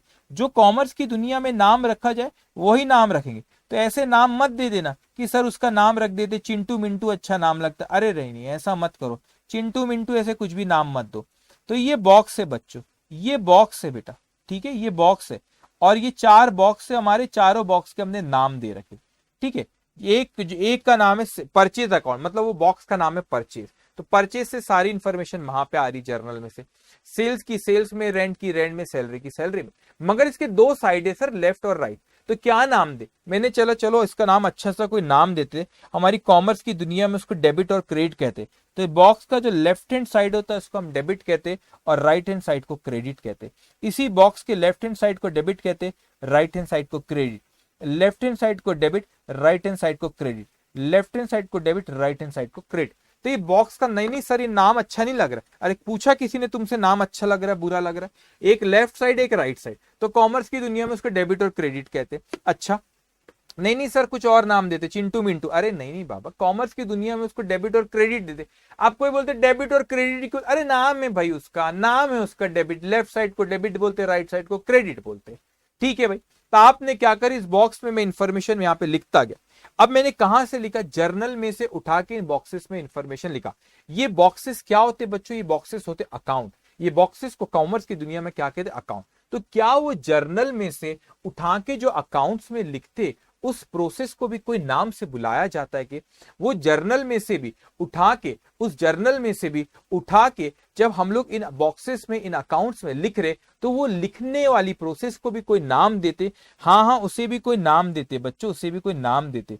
उस प्रोसेस को हम लोग कहते हैं, ओके, वो जो प्रोसेस है जो वो लिख रहा है, उस प्रोसेस को हम लोग कहते पोस्टिंग। इस प्रोसेस को हम लोग क्या कहते, इस प्रोसेस को हम लोग कहते पोस्टिंग। सो पोस्टिंग का मतलब क्या होता है कि जर्नल में से इंफॉर्मेशन उठा के यहां पे उन बॉक्सेस में लिखना, उसे कहते पोस्टिंग। तो मैं लिख भी देता हूं पे, process of writing process of writing the amount from journal to account. From journal जरूरी नहीं है जर्नल, आपकी रिकॉर्डिंग वाली स्टेज में कैश बुक भी आती है, वो आप लोगों की वहां पे सब्सिडरी बुक भी आती, तो वो कोई भी बुक में से उठा के यहाँ पे लिखने को अकाउंट में क्या कहते हैं, पोस्टिंग। तो अभी मैं यहाँ पे जर्नल लिख रहा हूँ, journal from journal to, journal बोलो या कैश बुक बोलो या सब्सिडरी बुक बोलो, ठीक है, टू अकाउंट। इसे क्या कहते हैं, पोस्टिंग। इसे क्या कहते हैं, पोस्टिंग। मतलब वो जर्नल में से उठा के, वो जो हम अकाउंट में लिखते हैं उसे हम क्या कहते हैं बच्चों, पोस्टिंग। तो इन बॉक्सेस के हमने नाम रख दिए, जो अकाउंट है और जो बॉक्सेस है उसको कॉमर्स की दुनिया में अकाउंट्स कहते हैं। तो मैंने सबसे पहले कहा कि एंटिटी है, वो हमारे लिए केस में रिलायंस इंडस्ट्री है, और उसके ट्रांजेक्शन्स होते उसको हमको रिकॉर्ड करते, रिकॉर्ड हम जर्नल में करते, कैश बुक में, सब्सिडरी बुक में। हम यहाँ पे सिर्फ जर्नल की बात करते सपोज, तो जर्नल में हमने लिखे और जर्नल से उठा के जो हम लोग यहाँ पे इन बॉक्सेस के अंदर एक नेचर की इंफॉर्मेशन को एक जगह पर लेकर आते, उस अकाउंट कहते हैं, उन बॉक्सेस को अकाउंट कहते हैं। उन बॉक्सेस में लिखते, जब जर्नल से उठा के जब वो बॉक्सेस वो अकाउंट्स में लिखते, उसे हम किस नाम से, उसे हम कहते हैं पोस्टिंग। मैंने कहा अच्छा, बड़े अच्छे बॉक्सेस सर, ये तो बड़े अच्छे बॉक्सेस है, समझाने के लिए कह रहा हूं, ठीक है। अब बड़े अच्छे बॉक्स है और मैंने कहा चलो भाई बड़ी अच्छी बात है, बड़े अच्छे बॉक्सेस है ये। अब क्या हुआ यहाँ पे कि एक नेचर की इंफॉर्मेशन को एक जगह पे लेके, इसके दो साइड है, एक डेबिट साइड एक क्रेडिट साइड, दो साइड है, एक डेबिट साइड और एक डेबिट साइड और दूसरा क्रेडिट साइड। तो एक साइड को हम डेबिट के नाम से बुलाते, दूसरे साइड को क्रेडिट। अब ये जर्नल में से उठा के जब ये बॉक्सेस में मैं लिखने लगा, ये रही वो जर्नल, ये रही वो बच्चों जर्नल, दिख रही है आपको जर्नल। इस जर्नल में से उठा के इन बॉक्सेस में लिखता हूं। मैंने कहा ये जर्नल में से मैंने इंफॉर्मेशन उठाया और जो परचेज से रिलेटेड इंफॉर्मेशन है परचेज में लिखा, क्योंकि जर्नल में तो सारे ट्रांजैक्शन लिखा। उसके बाद मैंने कहा आपसे ये जर्नल में से इंफॉर्मेशन उठाया और सेल्स से रिलेटेड जो थी सेल्स के बॉक्स में रखा। ये जर्नल में से इंफॉर्मेशन उठाया और जो सैलरी से रिलेटेड थी सैलरी के बॉक्स में रखा। ये जो मैंने जर्नल में से इंफॉर्मेशन उठाया और जो रेंट से रिलेटेड थी वो रेंट के बॉक्स में रखा। अब इन बॉक्सेस के दो साइड है, लेफ्ट और राइट, लेफ्ट और राइट। उनको हम कॉमर्स की दुनिया में कहते हैं डेबिट और क्रेडिट। तो कुछ इंफॉर्मेशन को डेबिट में लिखा जाता है और कभी को क्रेडिट। तो कब डेबिट होता है कब क्रेडिट, बॉक्स के कौन से साइड में, लेफ्ट में कि राइट में, कहां पे लिखूं, वो अभी नहीं सीखना, अपन कुछ दिनों में सीखेंगे। लेकिन दो साइड होते हैं, एक को कहते हैं डेबिट और एक को कहते हैं क्रेडिट। और इन इंफॉर्मेशन को हम वहां पे क्या करें, लिखते गए, कभी डेबिट में होता है और क्रेडिट में होता है, बाद में सीखेंगे कहां लिखना रहता है। लेकिन दो साइड होते हैं, कभी डेबिट होता है और कभी क्या होता है, मतलब कभी डेबिट, दो इफेक्ट होते हैं, एक डेबिट होता है एक दूसरा क्रेडिट होता है। तो जब डेबिट करना है बॉक्स के डेबिट साइड में लिखे, और जब क्रेडिट करना है जो भी बॉक्स है उसके क्रेडिट साइड में जो दूसरा इफेक्ट हुआ अकाउंट उसके वहां पे क्रेडिट करें।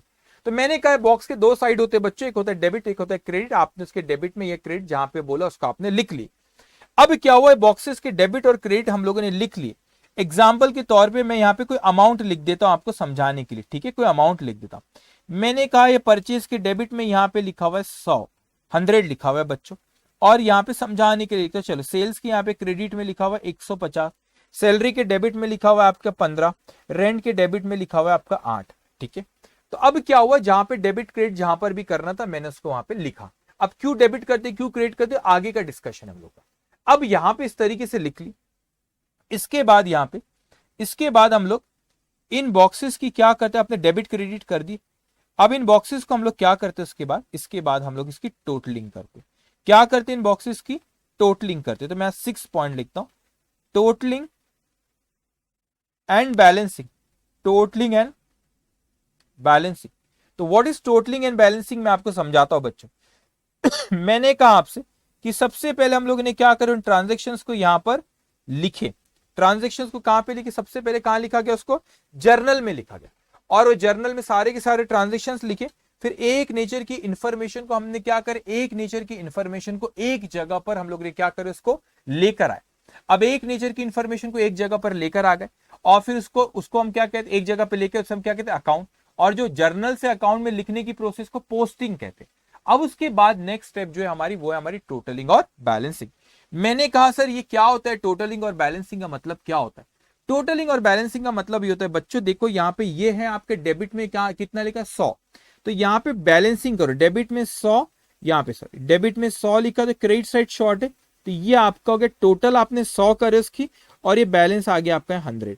मैं समझाने के लिए कभी आपको और एक फिगर लिखता हूँ, 150 यहाँ लिखा, यहाँ पे 30 लिखता हूँ, जान के समझाने लिख रहा हूं। तो मैंने आपसे कहा ये आपका सेल्स अकाउंट है, तो सेल्स वाले बॉक्स में गए, हम एक एक बॉक्स में जाते जा रहे, ये आया सेल्स वाला बॉक्स मेरे सामने, ये आया सेल्स वाला बॉक्स। मैंने कहा बताओ बताओ क्या है, अरे अरे सेल्स की क्रेडिट साइड, मतलब क्रेडिट साइड में इसके कितना लिखा हुआ है 150, अच्छा अच्छा। डेबिट साइड में कितना लिखा हुआ है 30, मतलब दोनों में अंतर कितने का 120। तो टोटल करे आपने तो जो ज्यादा है यहाँ पे, ये आपका 150 टोटल ही बच्चों, ये टोटल आप ज्यादा जो 150 उसको पहले लिखते हो जो ज्यादा हो 150, फिर करते हैं बैलेंसिंग, टोटलिंग एंड बैलेंसिंग। तो टोटल करे 150 हुई, बैलेंसिंग अंतर कितना, एक साइड में 30 लिखा है, एक साइड में 150, तो दोनों में डिफरेंस कितना 120 का। तो यहां पे ये आ गया डिफरेंस आपका 120 का, ये डिफरेंस कितना आ गया 120 का। इसे कहते हैं टोटलिंग और बैलेंसिंग। तो कभी हो सकता है आप लोगों का, कभी हो सकता है बच्चों कि आप लोगों का एक साइड शॉर्ट जाए, कभी हो सकता है कि दूसरा साइड आप लोग का शॉर्ट जाए। डेबिट साइड हो सकता है कभी शॉर्ट जाए, कभी हो सकता है कि क्रेडिट साइड क्या जाए शॉर्ट जाए। अब मैंने कहा हम आगे बढ़ते, अभी क्या क्या हमने कहा कि थोड़ा सा आगे वाले बॉक्स में गए, अरे ये रहा हमारा आगे वाला बॉक्स, कैसे हो सैलरी भैया, सैलरी भैया बोले मेरे डेबिट साइड में 15 लिखा है और क्रेडिट साइड में कुछ भी नहीं। मैंने कहा टोटल करो टोटल करो, ये रहा 15। मैंने कहा क्रेडिट साइड शॉर्ट है तो वो आपका बैलेंस आ गया, ये हो गई बैलेंसिंग, इसे कहते हैं टोटलिंग और बैलेंसिंग। ठीक है, मैंने कहा आओ आओ चौथे बॉक्स में, मैंने कैसे हो रेंट भैया, बताओ बताओ क्या पोजीशन। वो बोले कि नहीं नहीं सर, यहां पे मेरे डेबिट साइड ज्यादा है तो मैंने वहां पे 8 लिख दिया, यहां पे शॉर्ट चले गया 8 से, तो ये होगी बैलेंसिंग, इसे कहते हैं टोटलिंग और बैलेंसिंग। अब मुकेश जी आए, बोले कैसा चल रहा है काम, मैंने बोला बढ़िया अच्छा चल रहा है, टोटलिंग और बैलेंसिंग हो गई सर। ये देखो इतने सारे बॉक्सेस है, ये इतने सारे बॉक्स, एक नहीं, आप इमेजिन करो, इमेजिन करना बहुत जरूरी है बच्चों, इमेजिन करना बहुत जरूरी है। फिर हमारे पास मुकेश जी आए, कैसा चल रहा है मुकेश जी, मैंने कहा सब अच्छा चल रहा है। बोले क्या हाल चाल है, मैंने कहा बॉक्सेस बनाया, उस बॉक्सेस को कॉमर्स की दुनिया में अकाउंट कहते, हमने जर्नल से उठा के उन अकाउंट्स में लिख लिए, जो जिसकी जहां एक नेचर की इंफॉर्मेशन को एक जगह लिख लिए। तो मुकेश जी बोलने लगे चलो चलो अच्छा, अब यहाँ पे वो आए, उन्होंने कहा कि आपने टोटलिंग भी कर ली, हाँ मैंने कहा टोटलिंग आपको आसान कर ले कि नहीं, मैंने टोटल भी करा, क्योंकि आप कितने बॉक्सेस देखते जाके, वही कितने बॉक्सेस में लिखा जाके, तो क्या मुकेश जी एक एक बॉक्स को देखते टोटल करते, एक एक बॉक्स को देखते और टोटल करते, अच्छा इसकी इतनी टोटल है, ये बॉक्स इस अकाउंट की इतनी टोटल और बैलेंसिंग है। मैंने कहा मुकेश जी आपको इतना काम करते हुए मैं नहीं देख सकता, मैं नहीं देख सकता, वो काम मैंने आपका आसान कर दिया, और मैंने आपसे कहा आप खुश रहो, मैंने बैलेंसिंग भी कर दिया। मुकेश जी बोले बैलेंसिंग कर दी, फिर वो बैलेंसिंग कहां लिखे, मैंने कहा चिंता क्यों करते हो, ये जो बॉक्सेस है ना, ये बॉक्सेस क्यों लिखा हुआ है ना इसमें, आप बॉक्सेस खोलो। ये मुकेश जी ने बॉक्स खोले और वो कहे अच्छा ये तो आपका किसका बॉक्स है, ये आपका परचेज का बॉक्स है, अच्छा अच्छा, इसके एक साइड में 100 है, दूसरे साइड में बैलेंसिंग है, मैंने कहा इसमें 100 का बैलेंस है। दूसरा बॉक्स देखो सेल्स का, उसमें 120 का बैलेंस है। तीसरा बॉक्स देखे मुकेश जी बोले अच्छा सैलरी में 15 का बैलेंस है। चौथा बॉक्स देखे रेंट, उसमें बोले 8 का बैलेंस। हाँ देखो मुकेश जी मैंने आपको बैलेंसिंग करके दे दिया, आपका काम तो बड़ा आसान करा। बोले बिजी बिजी मैन, टाइम नहीं है उनके पास। बोले भैया कितने सारे बॉक्स है, जाके एक एक बॉक्स में क्या टोटलिंग और बैलेंसिंग में चेक करते रहो, कितने सारे बॉक्स है, कितने सारे अकाउंट्स है, क्या सबके बैलेंस की चेक करूं क्या। मुकेश जी बोले मेरे पास टाइम नहीं है इतना, बिजी आदमी हूं मैं। हाँ मैंने बोला भाई बिजी आदमी हूं तो क्या करे, तो उन्होंने बोले कि भाई ठीक है, आपने मैंने कहा कि एक नेचर की एक जगह इंफॉर्मेशन ला दिया तो भी खुश नहीं, ऊपर जर्नल में लिखा था एक जगह पूरे ट्रांजेक्शन लिखा था, तो बोलते थे कि एक जगह ट्रांजेक्शन आपने क्यों लिख लिए, मेरे को सहूलत चाहिए, एक नेचर की इंफॉर्मेशन को एक जगह लाओ। तो अकाउंट्स बनाया, उन अकाउंट में बॉक्सेस हम कहते, समझाने के बॉक्सेस है, तो जर्नल में से बॉक्सेस में लिखा, उन अकाउंट्स में लिखा, उनकी टोटल भी करा, उनके बैलेंस भी किया। उसके दो साइड हो रहे, एक साइड को कॉमर्स में डेबिट कहते, दूसरे साइड को हमारी कॉमर्स की दुनिया में क्या कहते बच्चों, क्रेडिट कहते। तो यहाँ पे वो भी करा तो भी खुश नहीं है, वो कहते नहीं नहीं नहीं नहीं नहीं टाइम नहीं, बिजी। तो बोलते कि क्या करो, मेरे पास टाइम नहीं, मेरे को और आसान करके दो। ठीक है, तो और क्या आसान करूं, मैं उस पर आता हूं, लेकिन एक चीज यहाँ पे इंपॉर्टेंट है, इस चीज को आप लोग ख्याल रखेंगे कि भाई इफ ये जो ऊपर अकाउंट्स बने ना हमारे boxes, if debit side is more than if debit side is more than the credit side is called debit balance, is called debit balance. और मैं पहले ही कह रहा हूं, जो साइंस के बच्चों के बिल्कुल नहीं घबराना, बिलीव मी, ये पूरी जो कहानी अपन अभी इतनी बात करेंगे, आगे बहुत सा डिस्कशन है अभी आगे। अगर आपने 60-70% भी इसमें क्लिक कर गया, आप जीनियस हो, आप जीनियस हो, मैं सच कह रहा हूं। ऐसे ऐसे धीरे धीरे जी जब करते जाएंगे, ग्रिप आते जाएंगे। ठीक है, अब ध्यान से सुनेंगे। अब मैं कहता हूं क्या लिख रहा हूं, उसका मीनिंग में समझाता हूं। If credit side is more than the debit side is called credit balance. मैंने कहा आपसे मैंने कहा अगर ये बॉक्स का डेबिट साइड ज्यादा है क्रेडिट साइड से तो उसको डेबिट बैलेंस बोलते हैं, अगर क्रेडिट साइड ज्यादा है डेबिट से तो उसको क्रेडिट बैलेंस बोलते हैं। डोंट वरी, आगे जब अकाउंट्स में आएंगे अपन क्वेश्चन पे, जब और मैं बात करूंगा इस पे। तो मुकेश जी आए, मुकेश जी बोले काम तो हुआ नहीं, मुकेश जी फिर नाराज होके चले गए। बोले ये क्या बात हुई सर, ये क्या बात हुई, आपने एक नेचर की इंफॉर्मेशन एक जगह ला, उनकी बैलेंस कर, लेकिन कितने सारे बॉक्सेस है, कितने अकाउंट, एक एक को देखो, नहीं। तो मैंने कहा नाराज मत हो, नाराज मत हो, मैंने पेज भी एक अलग से रखो। मैंने कहा मुकेश जी नाराज मत हो, इस पेज है, ये ब्लैंक पेज है, मगर इस ब्लैंक पेज को अपन एक नाम देते, क्योंकि जितने भी बॉक्सेस थे, ये बॉक्सेस के ऊपर हमने समझाने कह रहा हूं, इन बॉक्सेस के ऊपर मैंने अमाउंट लिखा हो, कितने कितने बैलेंस आए, उन सारे बैलेंसेस को मैंने कहा मुकेश जी तुम चिंता मत करो, तुम अपने काम पे ध्यान दो। मैंने कहा आप अपने काम पे ध्यान दो, मैं आपके लिए क्या करता हूं, ये सारे अकाउंट्स के जो बैलेंसेस है हमारे, उन बैलेंसेस को एक जगह पे एक लिस्ट में लिख देता हूं कि भाई ये अकाउंट, ये बॉक्स का नाम तो, उस बॉक्स में इतना बैलेंस है, ये बॉक्स था उसमें इतना बैलेंस है, एक जगह पर मैं लिख देता हूं। तो ये जो ब्लैंक पेज दिख रहा है, यहाँ पे सारे बॉक्सेस से मैं इंफॉर्मेशन लेके आता हूं। इस ब्लैंक पेज का हम एक नाम रख देते, बड़ा अच्छा सा, उसका नाम हम लोग ने रख दिया यहाँ पे बच्चों ट्रायल बैलेंस। क्या नाम रख देता हूं मैं उसका, मैंने उसका नाम रख दिया यहाँ पे ट्रायल बैलेंस। क्या नाम रखा मैंने इसका, ट्रायल बैलेंस। दिख रहा है आपको, ओके। 7th पॉइंट, तो मैंने यहाँ पे बड़ा अच्छा सा इसका नाम रखा और इसे क्या कहा बच्चों, उसको मैंने कहा ट्रायल बैलेंस। क्या कहा, ट्रायल बैलेंस, ओके। अब ट्रायल बैलेंस का मतलब क्या होता है मुकेश जी, मैंने कहा कि इसका मतलब होता है writing all the balances of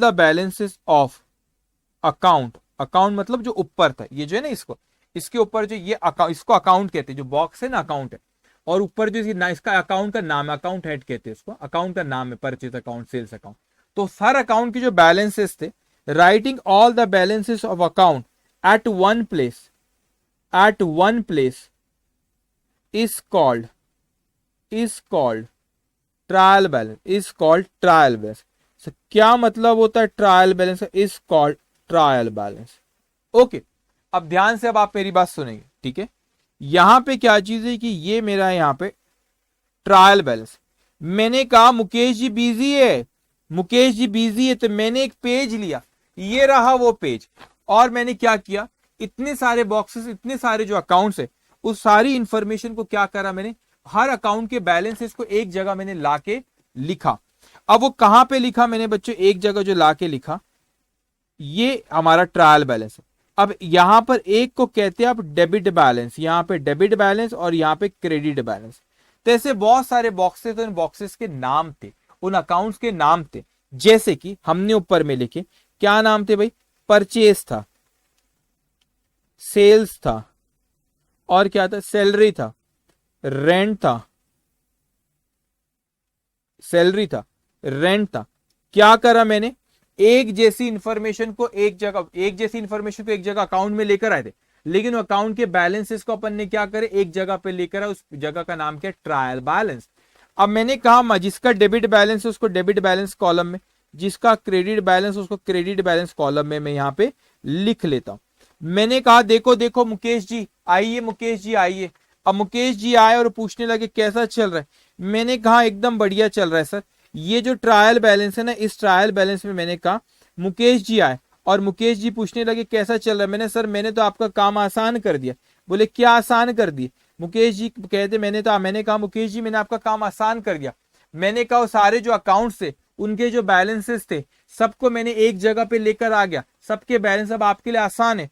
तो मुकेश जी खुश, और मुकेश जी कहने लगे अरे वाह वाह, तुमने तो एक इंफॉर्मेशन को तुमने मतलब हर अकाउंट के बैलेंस को आपने एक जगह पे लेकर आ गए। मुकेश जी पेज देखने लगे और मुकेश जी बहुत खुश। मुकेश जी बोले वाह वाह, इस ट्रायल बैलेंस में तो सब चीज नजर आ रही है। मैंने कहा हाँ हाँ सब चीज नजर आ रही है, जैसे कि यहाँ पे हर अकाउंट के बैलेंस, मेरे जितने बॉक्सेस थे सब बॉक्सेस के सबके अकाउंट के जो बैलेंसेस थे, बॉक्सेस के जो बैलेंस थे, मैंने एक जगह पे लिख दिया। और उस एक जगह को क्या कहते हैं, उस एक जगह को हम कहते हैं ट्रायल बैलेंस।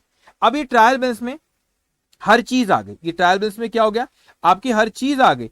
तो यहां पे जब हर चीज आ गई तो इसका मतलब यहां पे जो अकाउंट्स के जो बैलेंसेस आपके, वो इस ट्रायल बैलेंस में जो बैलेंसेस है वो आपके हो सकता है कोई एक्सपेंसेस के बैलेंस हो सकता है कोई इनकम के बैलेंस हो सकता है कोई एसेट्स के बैलेंस और हो सकता है कोई लाइबिलिटी के बैलेंस हो। कॉमर्स वाले तो ठीक है, साइंस वाले बच्चों घबराना मत, ये एसेट का मतलब क्या होता है, ये लाइबिलिटी का मतलब क्या होता है, इससे घबराना मत, मैं सिखाऊंगा सब आगे, ठीक है। मगर इन ट्रायल बैलेंस में अलग अलग, जब नेचर ऑफ अकाउंट ये सब आगे हम देखेंगे, क्लासिफिकेशन एंड नेचर, जब बात होगी इन पे एक्सपेंस इनकम एसेट लाइबिलिटी से। लेकिन इतने जितने बॉक्सेस, तभी आप इतना समझो, जितने बॉक्सेस थे सबके बैलेंसेस को हमने एक जैसी इंफॉर्मेशन को हमने क्या करे बच्चों, एक जगह पर लेकर आ गए। सो मुकेश जी बोले very good very good very good, एक जगह पे लेकर आए। मुकेश जी ने फिर नया सवाल करे। मुकेश जी बोले ये तो बताओ कि प्रॉफिट कितना हो। अरे मैंने मुकेश जी ये पॉसिबल नहीं है कि प्रॉफिट कितना हुआ, कैसे बताओ। अरे बोले प्रॉफिट कितना हुआ तुम्हें नहीं पता। बोले नहीं नहीं नहीं नहीं पता, प्रॉफिट कितना नहीं पता। तो मुकेश जी बोले तो गलत बात है, मेरे को तो ये पता रहना चाहिए, इसमें तो ये पता चल रहा है कि भाई एक्सपेंस पर्टिकुलर जो नेचर था उसका कितना बैलेंस है, हर अकाउंट के बैलेंस पता चल रहे, लेकिन मुझे ये नहीं पता चल रहा कि किसका कितना प्रॉफिट है और किसका कितना लॉस है। फिर मुकेश जी का काम पूरा नहीं हुआ। तो मुकेश जी बोले इसके आगे करो, प्रॉफिट और लॉस बताओ। मैंने कहा ठीक है ठीक है ठीक है। तो इसके आगे क्या हुआ, फिर हम लोग आगे कर, ठीक है, मैंने यहाँ पे पेज खत्म हो रहा है, नेक्स्ट स्लाइड में लिखता हूं। फिर आगे क्या हुआ, जो 8th स्टेप है, कभी कभी ऐसा भी होता है कि कुछ ट्रांजेक्शन, वैसे तो हमने हर ट्रांजेक्शन को बच्चों, ये जो रिकॉर्डिंग वाली स्टेज है आपकी, ये जो रिकॉर्डिंग वाली स्टेज है, हर ट्रांजेक्शन की जो रिकॉर्डिंग वाली स्टेज है बच्चों, यहाँ पे क्या करना है आपको यहाँ पे रिकॉर्डिंग वाली स्टेज में आप लोगों को यहाँ पे लिखना होता है। लेकिन कई बार ऐसा होता है कि रिकॉर्डिंग वाली स्टेज में कुछ ट्रांजेक्शन लिखना रह जाते हैं, क्योंकि कुछ ट्रांजेक्शन ऐसे होते हैं जो साल के आखिरी में लिखते हैं, तो कभी कभी यहाँ पे रह जाते हैं। तो उन ट्रांजेक्शन को, या कोई आप भूल गए, तो उन ट्रांजेक्शन को आपको मौका दिया जाता है और वहां पे उसको अपन ट्रांजेक्शन में दोबारा तो नहीं, जो पहले नहीं लिखे उसको लिखते। तो इसे हम कहते हैं एडजस्टमेंट एंट्री। क्या कहते हैं इसे हम कहते हैं एडजस्टमेंट एंट्री। तो एडजस्टमेंट एंट्री मतलब जो रिकॉर्डिंग वाली स्टेज पे आप नहीं लिख पाए, तो आपको यहाँ पे फाइनलाइज करने के पहले आप उसको लिख लो। तो ये क्या होते हैं भाई, the transaction which have not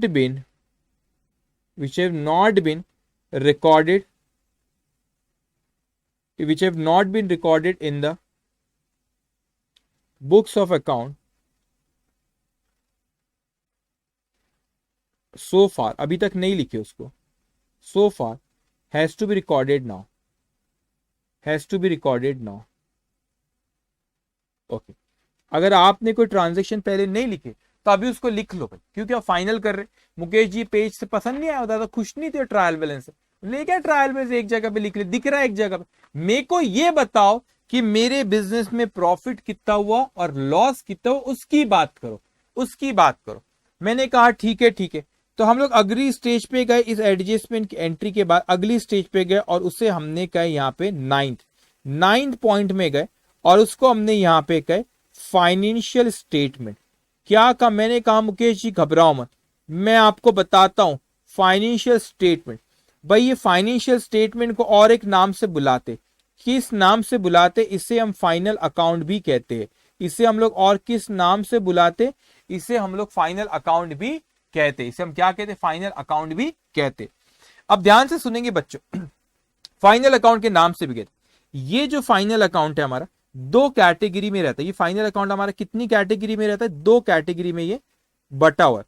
एक कैटेगरी फाइनल अकाउंट की जो होती है हमारी, उसे हम बुलाते हैं trading and profit and loss account. Trading and profit and loss account. इसे किस नाम से बुला रहे? Trading in profit and loss account. और दूसरा जो यहां पे होता है हमारी फाइनेंशियल स्टेटमेंट, उससे हम कहते हैं बैलेंस शीट। तो ये दोनों का अलग अलग पर्पस है बच्चों। ये जो हमारा trading in profit and loss account है, वो बिजनेस का प्रॉफिट हुआ कि लॉस हुआ वो हमें बताता है। तो उसे कॉमर्स की दुनिया में हम लोग कहते हैं परफॉर्मेंस।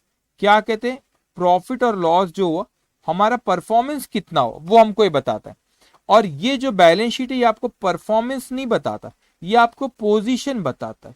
तो दोनों में फर्क कितना है, परफॉर्मेंस में और पोजीशन में क्या फर्क है, इसको ध्यान से अब आप सुनेंगे। मैंने कहा आपसे कि भाई परफॉर्मेंस आपका जो trading in profit and loss account जो फाइनेंशियल स्टेटमेंट में बनता है, वो आपको ये बताता है कि आपका परफॉर्मेंस कितना है। तो परफॉर्मेंस का मतलब क्या होता है? परफॉर्मेंस का मतलब ये होता है कि आपको प्रॉफिट हुआ है कि लॉस हुआ है, वो आपको बताता है। इसका मतलब यहां पे मुझे ये पता चलता है कि मेरा प्रॉफिट हुआ कि लॉस हुआ, वो ये बताता है हमको क्या? Trading PNL account. और बैलेंस शीट हमको ये बताते, पोजीशन बताता है। पोजीशन का मतलब कि वो हमको ये बताता है कि भाई हमारे पास एसेट्स कितनी है और लाइबिलिटीज कितनी है, ये पोजीशन होती है। साइंस वाले बच्चे घबराना मत ये एसेट्स और लाइबिलिटी टर्म सुन के, आपको वो आगे चल के चीजें आएंगी। मगर आप इतना समझो कि फाइनेंशियल स्टेटमेंट उस बिजनेस का, उस साल का प्रॉफिट और लॉस बताता है, परफॉर्मेंस, और पोजीशन बताता है कि एसेट्स और लाइबिलिटी कितनी है। एसेट मतलब आपकी संपत्ति कितनी है, आपको लोगों से कुछ लेना है वो भी एसेट होती है। हाँ, और आपकी संपत्ति कितनी, जैसे मैं यहाँ पे बैठा हूँ, मेरे सामने कैमरा रखा हुआ है, ठीक है, ये पेंसिल है, आईपैड है, एसी है और सिस्टम लगा हुआ है ना, ये सारी चीजें क्या हो गई मेरी, ये मेरे क्या हो गए यहाँ पे एसेट्स हो गए। आगे अपन पढ़ेंगे इसको, डोंट वरी।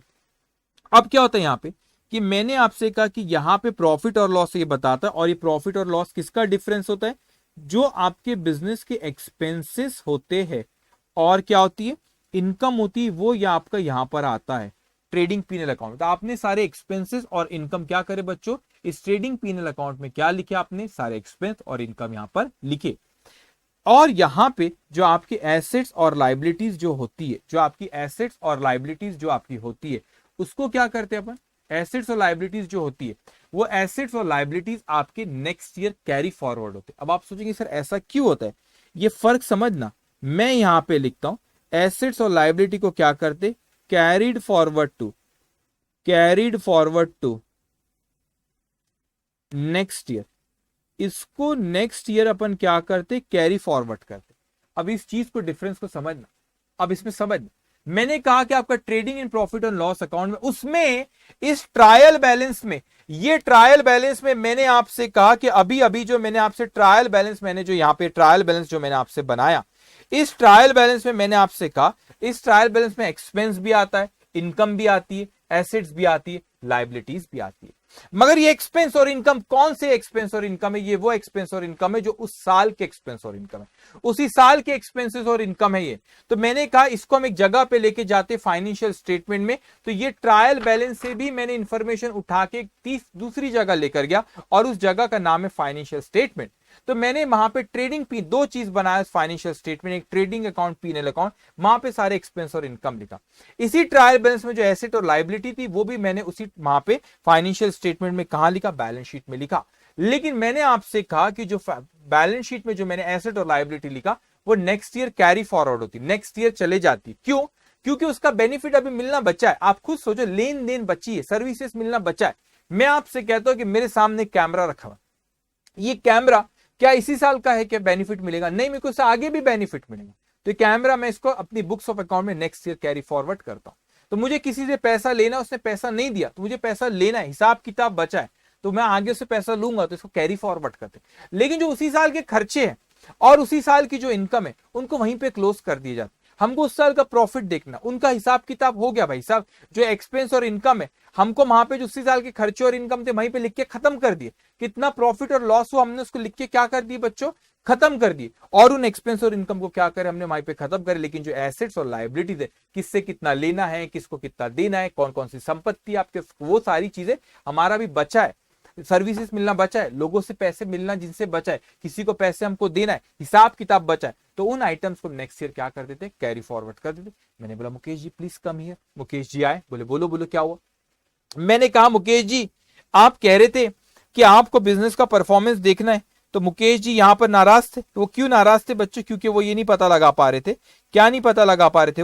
वो ये नहीं पता लगा पा रहे थे यहाँ पे कि हमने यहाँ पे ये नहीं बता पा रहे थे कि प्रॉफिट हुआ कि लॉस हुआ, हम ये नहीं बता पा रहे थे। लेकिन मैंने कहा Mukesh ji please come here. Mukesh ji और मुकेश जी को मैंने कहा कि देखो देखो मुकेश जी, ये प्रॉफिट और लॉस जो है हमने पता लगा ली सर, पता लगा ली। आपको प्रॉफिट और लॉस चाहिए था, ये देखो। और मुकेश जी को हमने बोले मुकेश जी ये प्रॉफिट और लॉस हम फाइनेंशियल स्टेटमेंट में हम आपको बताते। और मुकेश जी सो हैप्पी, वाह वाह, ये होते हैं, इससे होता है, ये होता है काम। मैंने कहा हाँ ये होता है काम। अब देखो अकाउंटिंग करे, हिसाब किताब लिखे तो आपको प्रॉफिट पता चल गया। अब हम इस साइकिल की बात करते हैं बच्चों, इस चीज को अभी भी मीनिंग ऑफ अकाउंटिंग पे नहीं आओ, अकाउंटिंग प्रोसेस को समझना। सबसे पहली स्टेप होती है हमारी entity. What do mean bye entity? Entity का मतलब होता है कि जिसके लिए हम हिसाब किताब लिख रहे, जिसकी बुक्स ऑफ अकाउंट लिख रहे, उसको एंटिटी कहते हैं। हमारे केस में रिलायंस इंडस्ट्री को हमने एंटिटी माने। मुकेश अंबानी उसके ओनर है, मगर हम वो चाहे तो वो अपनी बुक्स में भी अकाउंटिंग कर सकते हैं, फिर वो एंटिटी कहलाएंगे। लेकिन हमने हमारे समझने के लिए हमने किसको अपनी एंटिटी माने? हमने रिलायंस इंडस्ट्री को अपनी एंटिटी माने। और वो एंटिटी थी, उनके जो भी ट्रांजेक्शन होते हैं। What do mean bye transaction? Transaction का मतलब वो होता है कि जिसमें जिसको आप मेजर कर सकते हो और एक्सप्रेस करते हो इन टर्म्स ऑफ मनी, उसे हम ट्रांजेक्शन कहते हैं। और गिव एंड टेक होता है, और मिनिमम 2 पार्टी होती है, उसमें से एक पार्टी जो होती है वो कौन सी पार्टी होती है? आपकी एंटिटी खुद। हमारे एग्जांपल में वो थी रिलायंस। और उस रिलायंस का ट्रांजेक्शन हो रहे सप्लायर के साथ, कस्टमर के साथ, इंप्लॉइज के साथ, लैंडलॉर्ड के साथ, हजारों लाखों करोड़ ट्रांजेक्शन हो रहे, ट्रांजेक्शन को लिखा जाता है एक जगह। थर्ड स्टेप होती है हमारी रिकॉर्डिंग। थर्ड स्टेप कौन सी होती है? हमारी रिकॉर्डिंग। और रिकॉर्डिंग वाली स्टेज में हम उसको लिखते। तो हमने एक बुक लिखे थे यहाँ पे, एक बुक रखे थे हम लोगों ने, और ये जो बुक रखे थे यहाँ पे, इसको हमने कहते हैं जर्नल। सारे ट्रांजेक्शन, सारे के सारे ट्रांजेक्शन मैंने एक जगह पे लिखा, उसको मैंने कहते हैं जर्नल। बिजनेसमैन चाहे तो अपनी कन्वीनियंस के लिए बच्चों, बिजनेसमैन चाहे तो अपनी कन्वीनियंस के लिए वो और बुक्स भी मेंटेन कर सकता है। जैसे कि कैश जर्नल के अलावा उसने बोला कैश बुक भी मेंटेन करूंगा, उसने कहा अदर सब्सिडियरी बुक भी मेंटेन करूंगा। क्या जरूरी है 2 बुक मेंटेन करना? नहीं, जरूरी नहीं, चाहे तो कर सकता है। इस बुक्स में लिखा क्या जाता है, कैसे वो बात की बात है, बात की चर्चा है। तो भाई इसमें वो अब हमने बोले चाहे तो 3 बुक मेंटेन करे, तो जो सब्सिडियरी बुक में आता है वो सब्सिडियरी बुक में लिखे, जो कैश बुक में आता है वो कैश बुक में लिखे, और बचा हुआ हमारी जर्नल में लिखे। लेकिन सिर्फ जर्नल मेंटेन करे, सिर्फ जर्नल मेंटेन करे तो सारे के सारे ट्रांजेक्शन फिर किस में आएंगे? जर्नल में।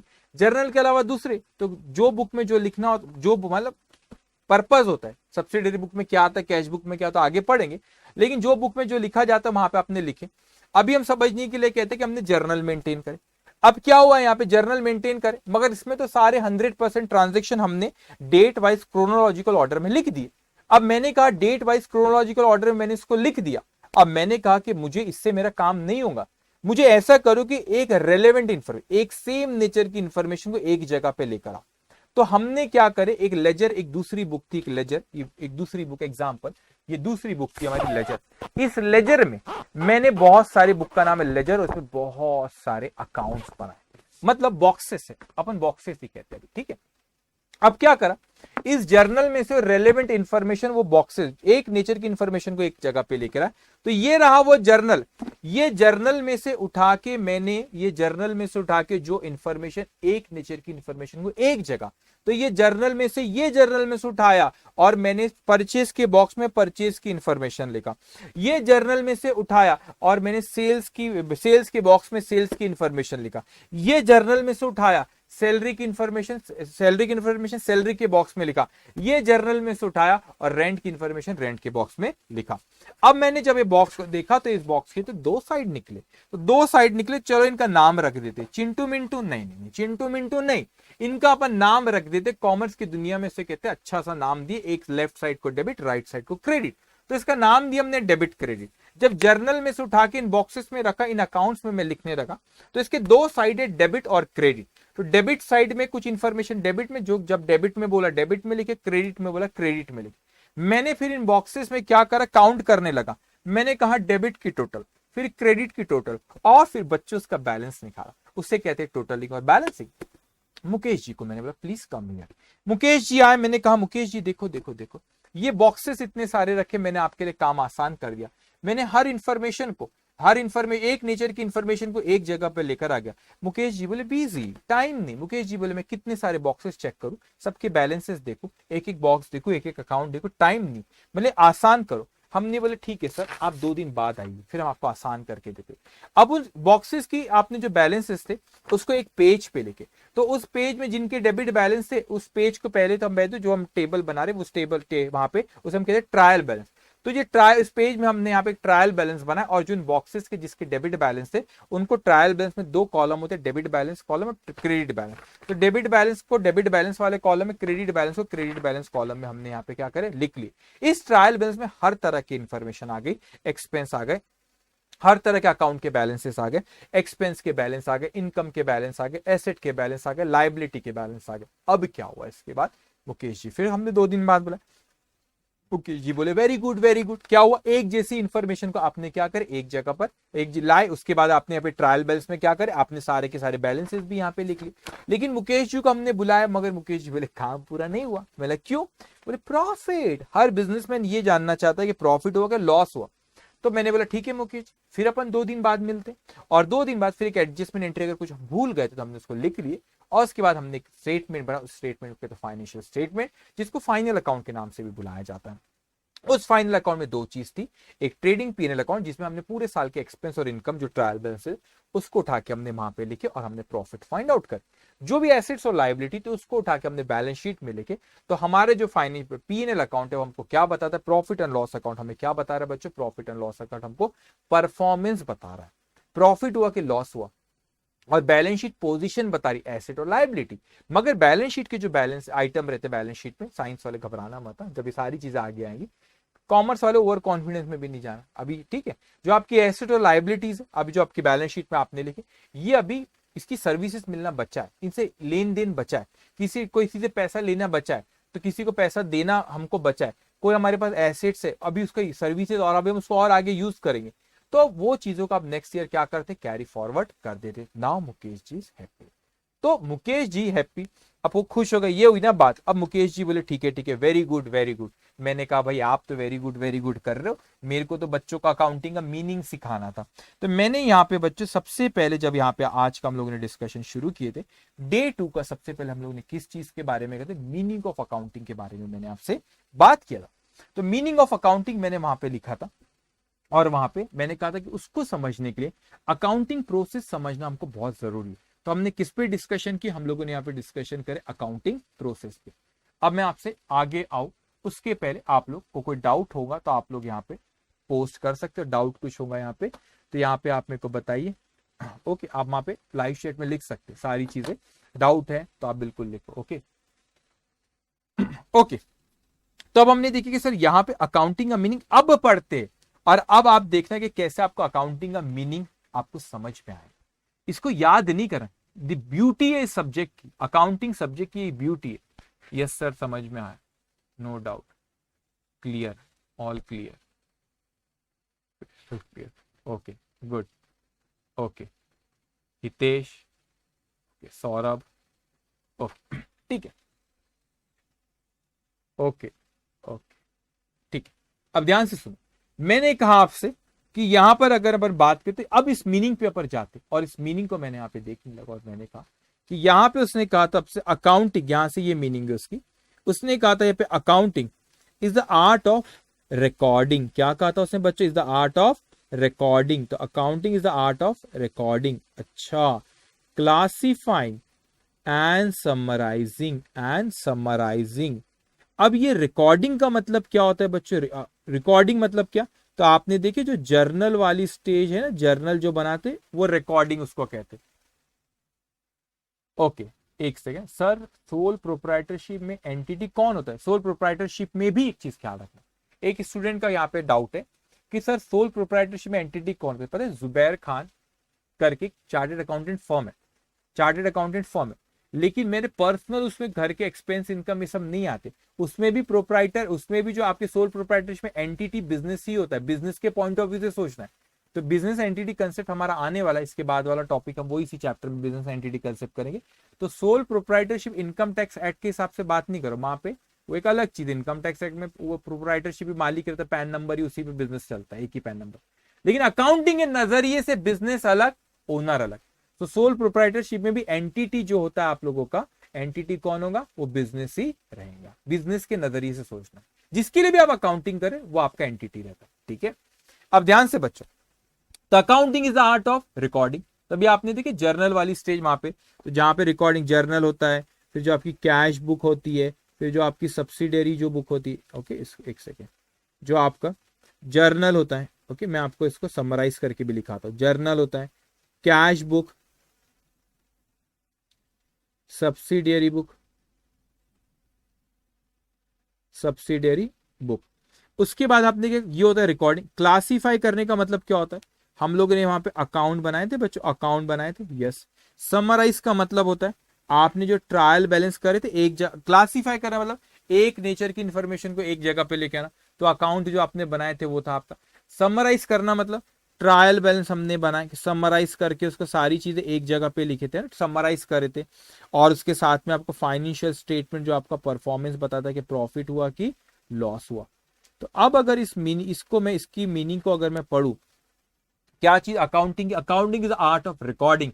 तो जर्नल वो रिकॉर्डिंग वाली स्टेज, क्लासिफाइंग वो अकाउंट्स वाली स्टेज, समराइजिंग वो ट्रायल बैलेंस और फाइनेंशियल स्टेटमेंट वाली स्टेज। इन सिग्निफिकेंट मैनर, एक तरीका होता है, हाँ sir double entry system follow करते हैं। और इन सिग्निफिकेंट मैनर और इन टर्म्स ऑफ मनी, जिसको मनी में तोल सकते, मेजर कर सकते, वही लिखना है बराबर। Transaction in which are in part of it of a financial character and interpreting the result thereof. Now Mukesh ji is happy, Mukesh ji आखिरी में बोले हाँ हाँ, उसके रिजल्ट्स को इंटरप्रेट करेंगे कि प्रॉफिट हुआ कि लॉस हुआ। उसके इंटरप्रेट को क्या करेंगे, इंटरप्रेट करेंगे कि बहुत सारी चीज होती है, कि प्रॉफिट हुआ कि भाई लॉस हुआ, परफॉर्मेंस कैसा है, पोजीशन कैसी है, वो आप देखते हो रिजल्ट को इंटरप्रेट करते हो। तो ये हुई आपकी मीनिंग ऑफ अकाउंटिंग। इसको हम रटे जाते रटने का कुछ है ही नहीं। और मैं बोल रहा हूं अकाउंट्स में जब तक पढ़ा रहा आखिरी तक शोर नहीं में, रटना कोई चीज नहीं, इसको भी रटने की जरूरत नहीं और लिखना भी नहीं था इसको मैं आपको पीडीएफ इसको आपको शेयर कर दी जाएंगी। तो आपको यहाँ पे आपके प्रॉफिट और लॉस को इंटरप्रेट करते कि परफॉर्मेंस कैसा है, पोजीशन कैसा है, आपको पीडीएफ जब लिखना रहेगा मैं आपको खुद ही बताऊंगा बच्चों, ठीक है।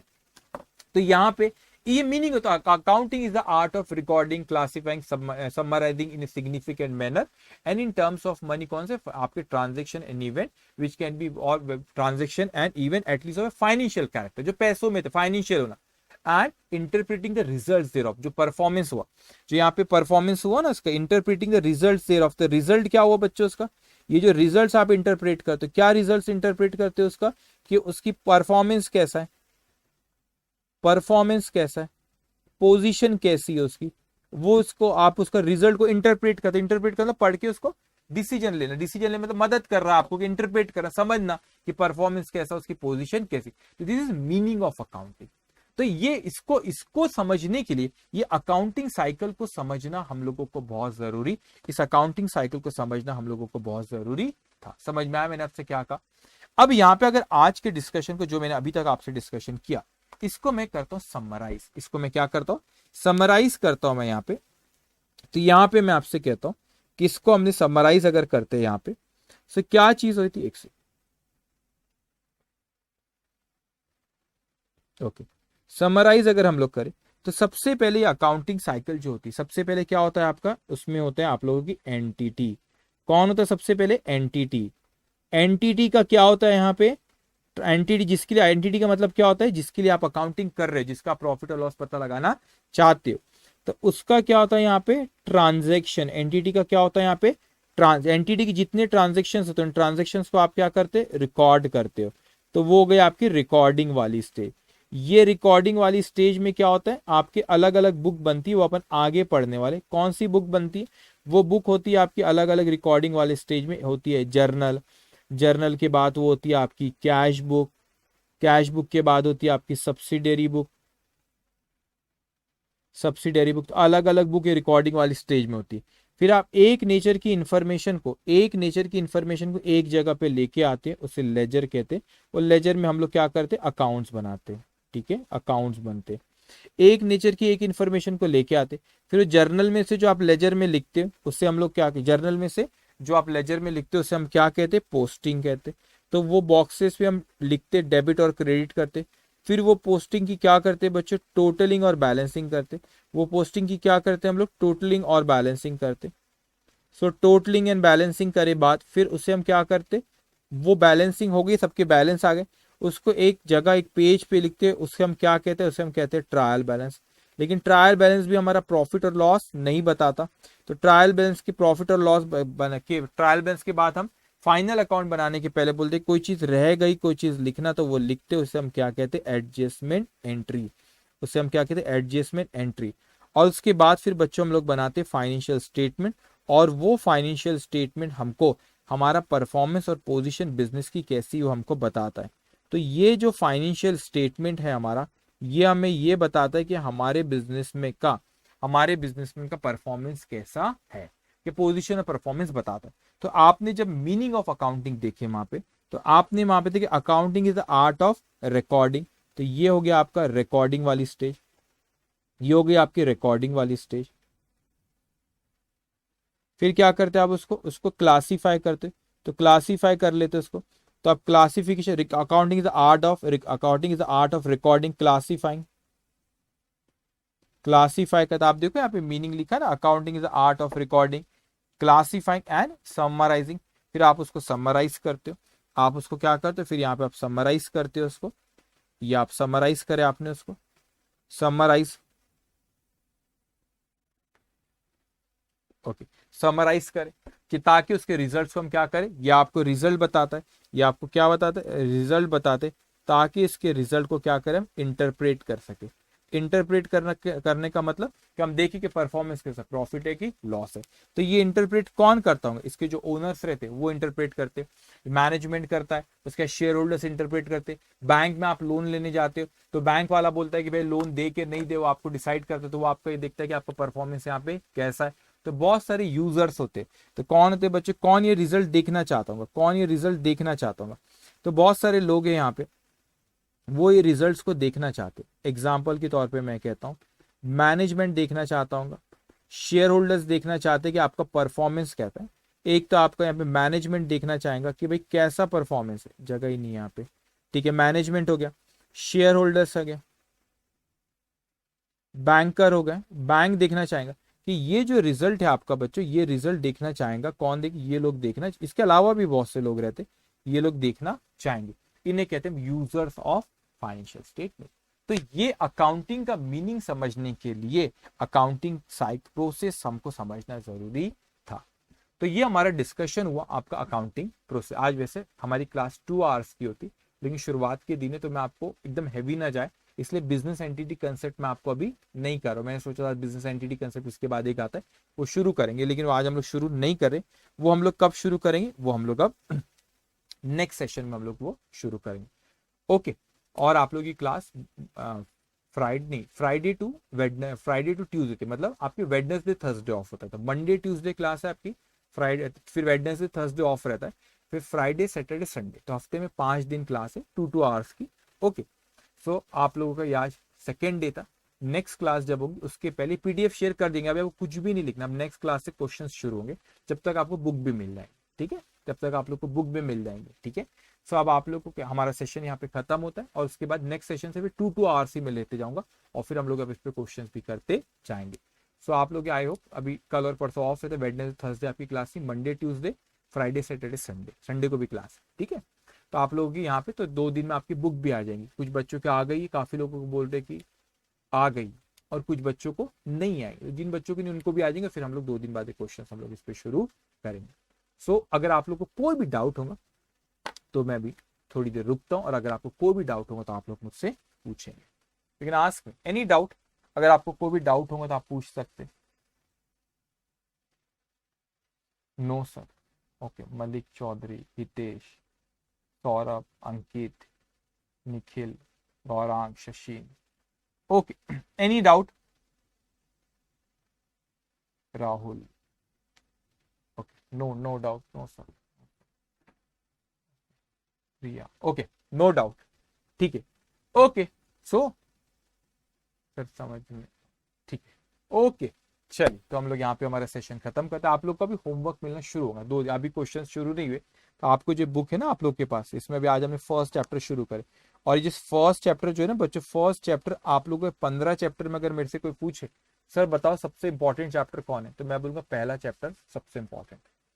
समझ लो इस बात को कि 15 चैप्टर में सबसे बेहतरीन सबसे इंपॉर्टेंट चैप्टर आप लोग का पहला चैप्टर जो अभी हमने आज शुरू कर। एक एक पॉइंट को बारीकी से सुनते जाओ, एक एक पॉइंट को ध्यान से सुनो। आज जो अकाउंटिंग प्रोसेस सुने उस पे तो आप लोग को बहुत डिटेल में आगे और होगा। जैसे आपके चैप्टर में आप यहाँ पे जब हम जो चैप्टर में जाएंगे यहाँ पे तो आप लोग इस चैप्टर में हाईलाइट करो, तो उस चैप्टर में आपको इंडिविजुअली पढ़ना। आज हम लोगों ने क्या पढ़े, आज हम लोगों ने सिर्फ ये देखे कि मीनिंग ऑफ अकाउंटिंग क्या होती। अब बच्चों आगे चल के इस चैप्टर में आप लोगों को अभी अपन जैसे आगे के सेशंस में एंटिटी क्या होता है उसके बारे में उसमें डिस्कस करेंगे, फिर उस पर क्वेश्चंस करेंगे। उसके बाद फिर ट्रांजेक्शन क्या होता है उस पर डिस्कशन होगा। फिर आप लोग इस चैप्टर में जैसे कि आप लोग यहाँ पे देख रहे हैं इस चैप्टर में आप यहाँ पे देखोगे कि आपको फिर आप लोग एक सेकेंड, ठीक है, आप लोग इस चैप्टर में जर्नल क्या उस पर डिस्कशन होगा। फिर मैं आप लोगों को कैश बुक क्या उस पर बात होगी, सब्सिडरी बुक डिस्कशन होगा उस पर क्वेश्चन, अकाउंट क्या होता है उस पर क्वेश्चन, फिर ट्रायल बैलेंस क्या उस पर क्वेश्चन। सारी चीज इसको कैसे हम ये ट्रायल बैलेंस वाली स्टेज तक इस चैप्टर में हम लोग करेंगे। फिर आपको एक सेपरेट एक चैप्टर है फाइनल अकाउंट फाइनेंशियल स्टेटमेंट वहां पे होगा। तो आज सिर्फ हमने ओवरव्यू देखी कि अकाउंटिंग क्या होती है, अब तो सिर्फ शुरू है। अभी अगले सेशन से देखो कैसा और मजा आने लगेगा आप लोगों को, जब अपन एक एक चीज के बारे में डिटेल में डिस्कशन होगा फिर क्वेश्चंस करते जाएंगे। तो सबसे इंपॉर्टेंट पहला चैप्टर इसलिए करो, अगर पहला चैप्टर अच्छे से हुआ, और मैं कह रहा हूं ऐसा भी नहीं होगा पहला चैप्टर आपको एकदम सुपर डुपर, मैं श्योर हूं कि 100% तुमको पूरा चैप्टर समझेंगे। लेकिन बाई चांस कोई चीज नहीं भी समझी तो कोई दिक्कत की बात नहीं, जैसे जैसे आगे चैप्टर्स हम लोग जाते जाएंगे फर्स्ट चैप्टर का यूज होगा, और फर्स्ट चैप्टर को बार बार बार बार बार बार हर चैप्टर में फर्स्ट चैप्टर की बात होगी। पूरे के पूरे 15 चैप्टर में पहला चैप्टर जो है ना उसकी हर चैप्टर में पहले चैप्टर की बात होगी। तो पहला चैप्टर इसलिए इंपॉर्टेंट है क्योंकि हर जगह यूज है आगे के पूरे चैप्टर्स में आप लोगों को। तो जब आगे के पूरे चैप्टर्स में यूज है तो आपका पहला चैप्टर सबसे इंपॉर्टेंट। अगर पहला चैप्टर आपने लाइटली लिए तो आगे के चैप्टर में दिक्कत जाएंगे, तो ऐसा होना नहीं चाहिए। तो पहले चैप्टर को बहुत अच्छे से आप लोग समझोगे और बहुत अच्छे से हम डिस्कस करेंगे, एक चीज करेंगे उस पर क्वेश्चन करेंगे। अब आपको नेक्स्ट सेशन से होमवर्क मिलना शुरू होगा, फिर होमवर्क हम लोग डिस्कस करेंगे क्लास में, और क्लास में डिस्कस करे बाद फिर ही हम लोग आगे बढ़ते जाएंगे। सो आज का सेशन यहाँ पे हमारा खत्म होता है और आपको कुछ भी लिखने की जरूरत नहीं है। इसकी पीडीएफ आपको 10 मिनट के अंदर 15 मिनट के अंदर आपको जो गूगल ड्राइव पर लिंक है वहां पे शेयर कर दी जाएगी। तो सेशन हम लोग यहाँ पे खत्म करते। Take care, bye.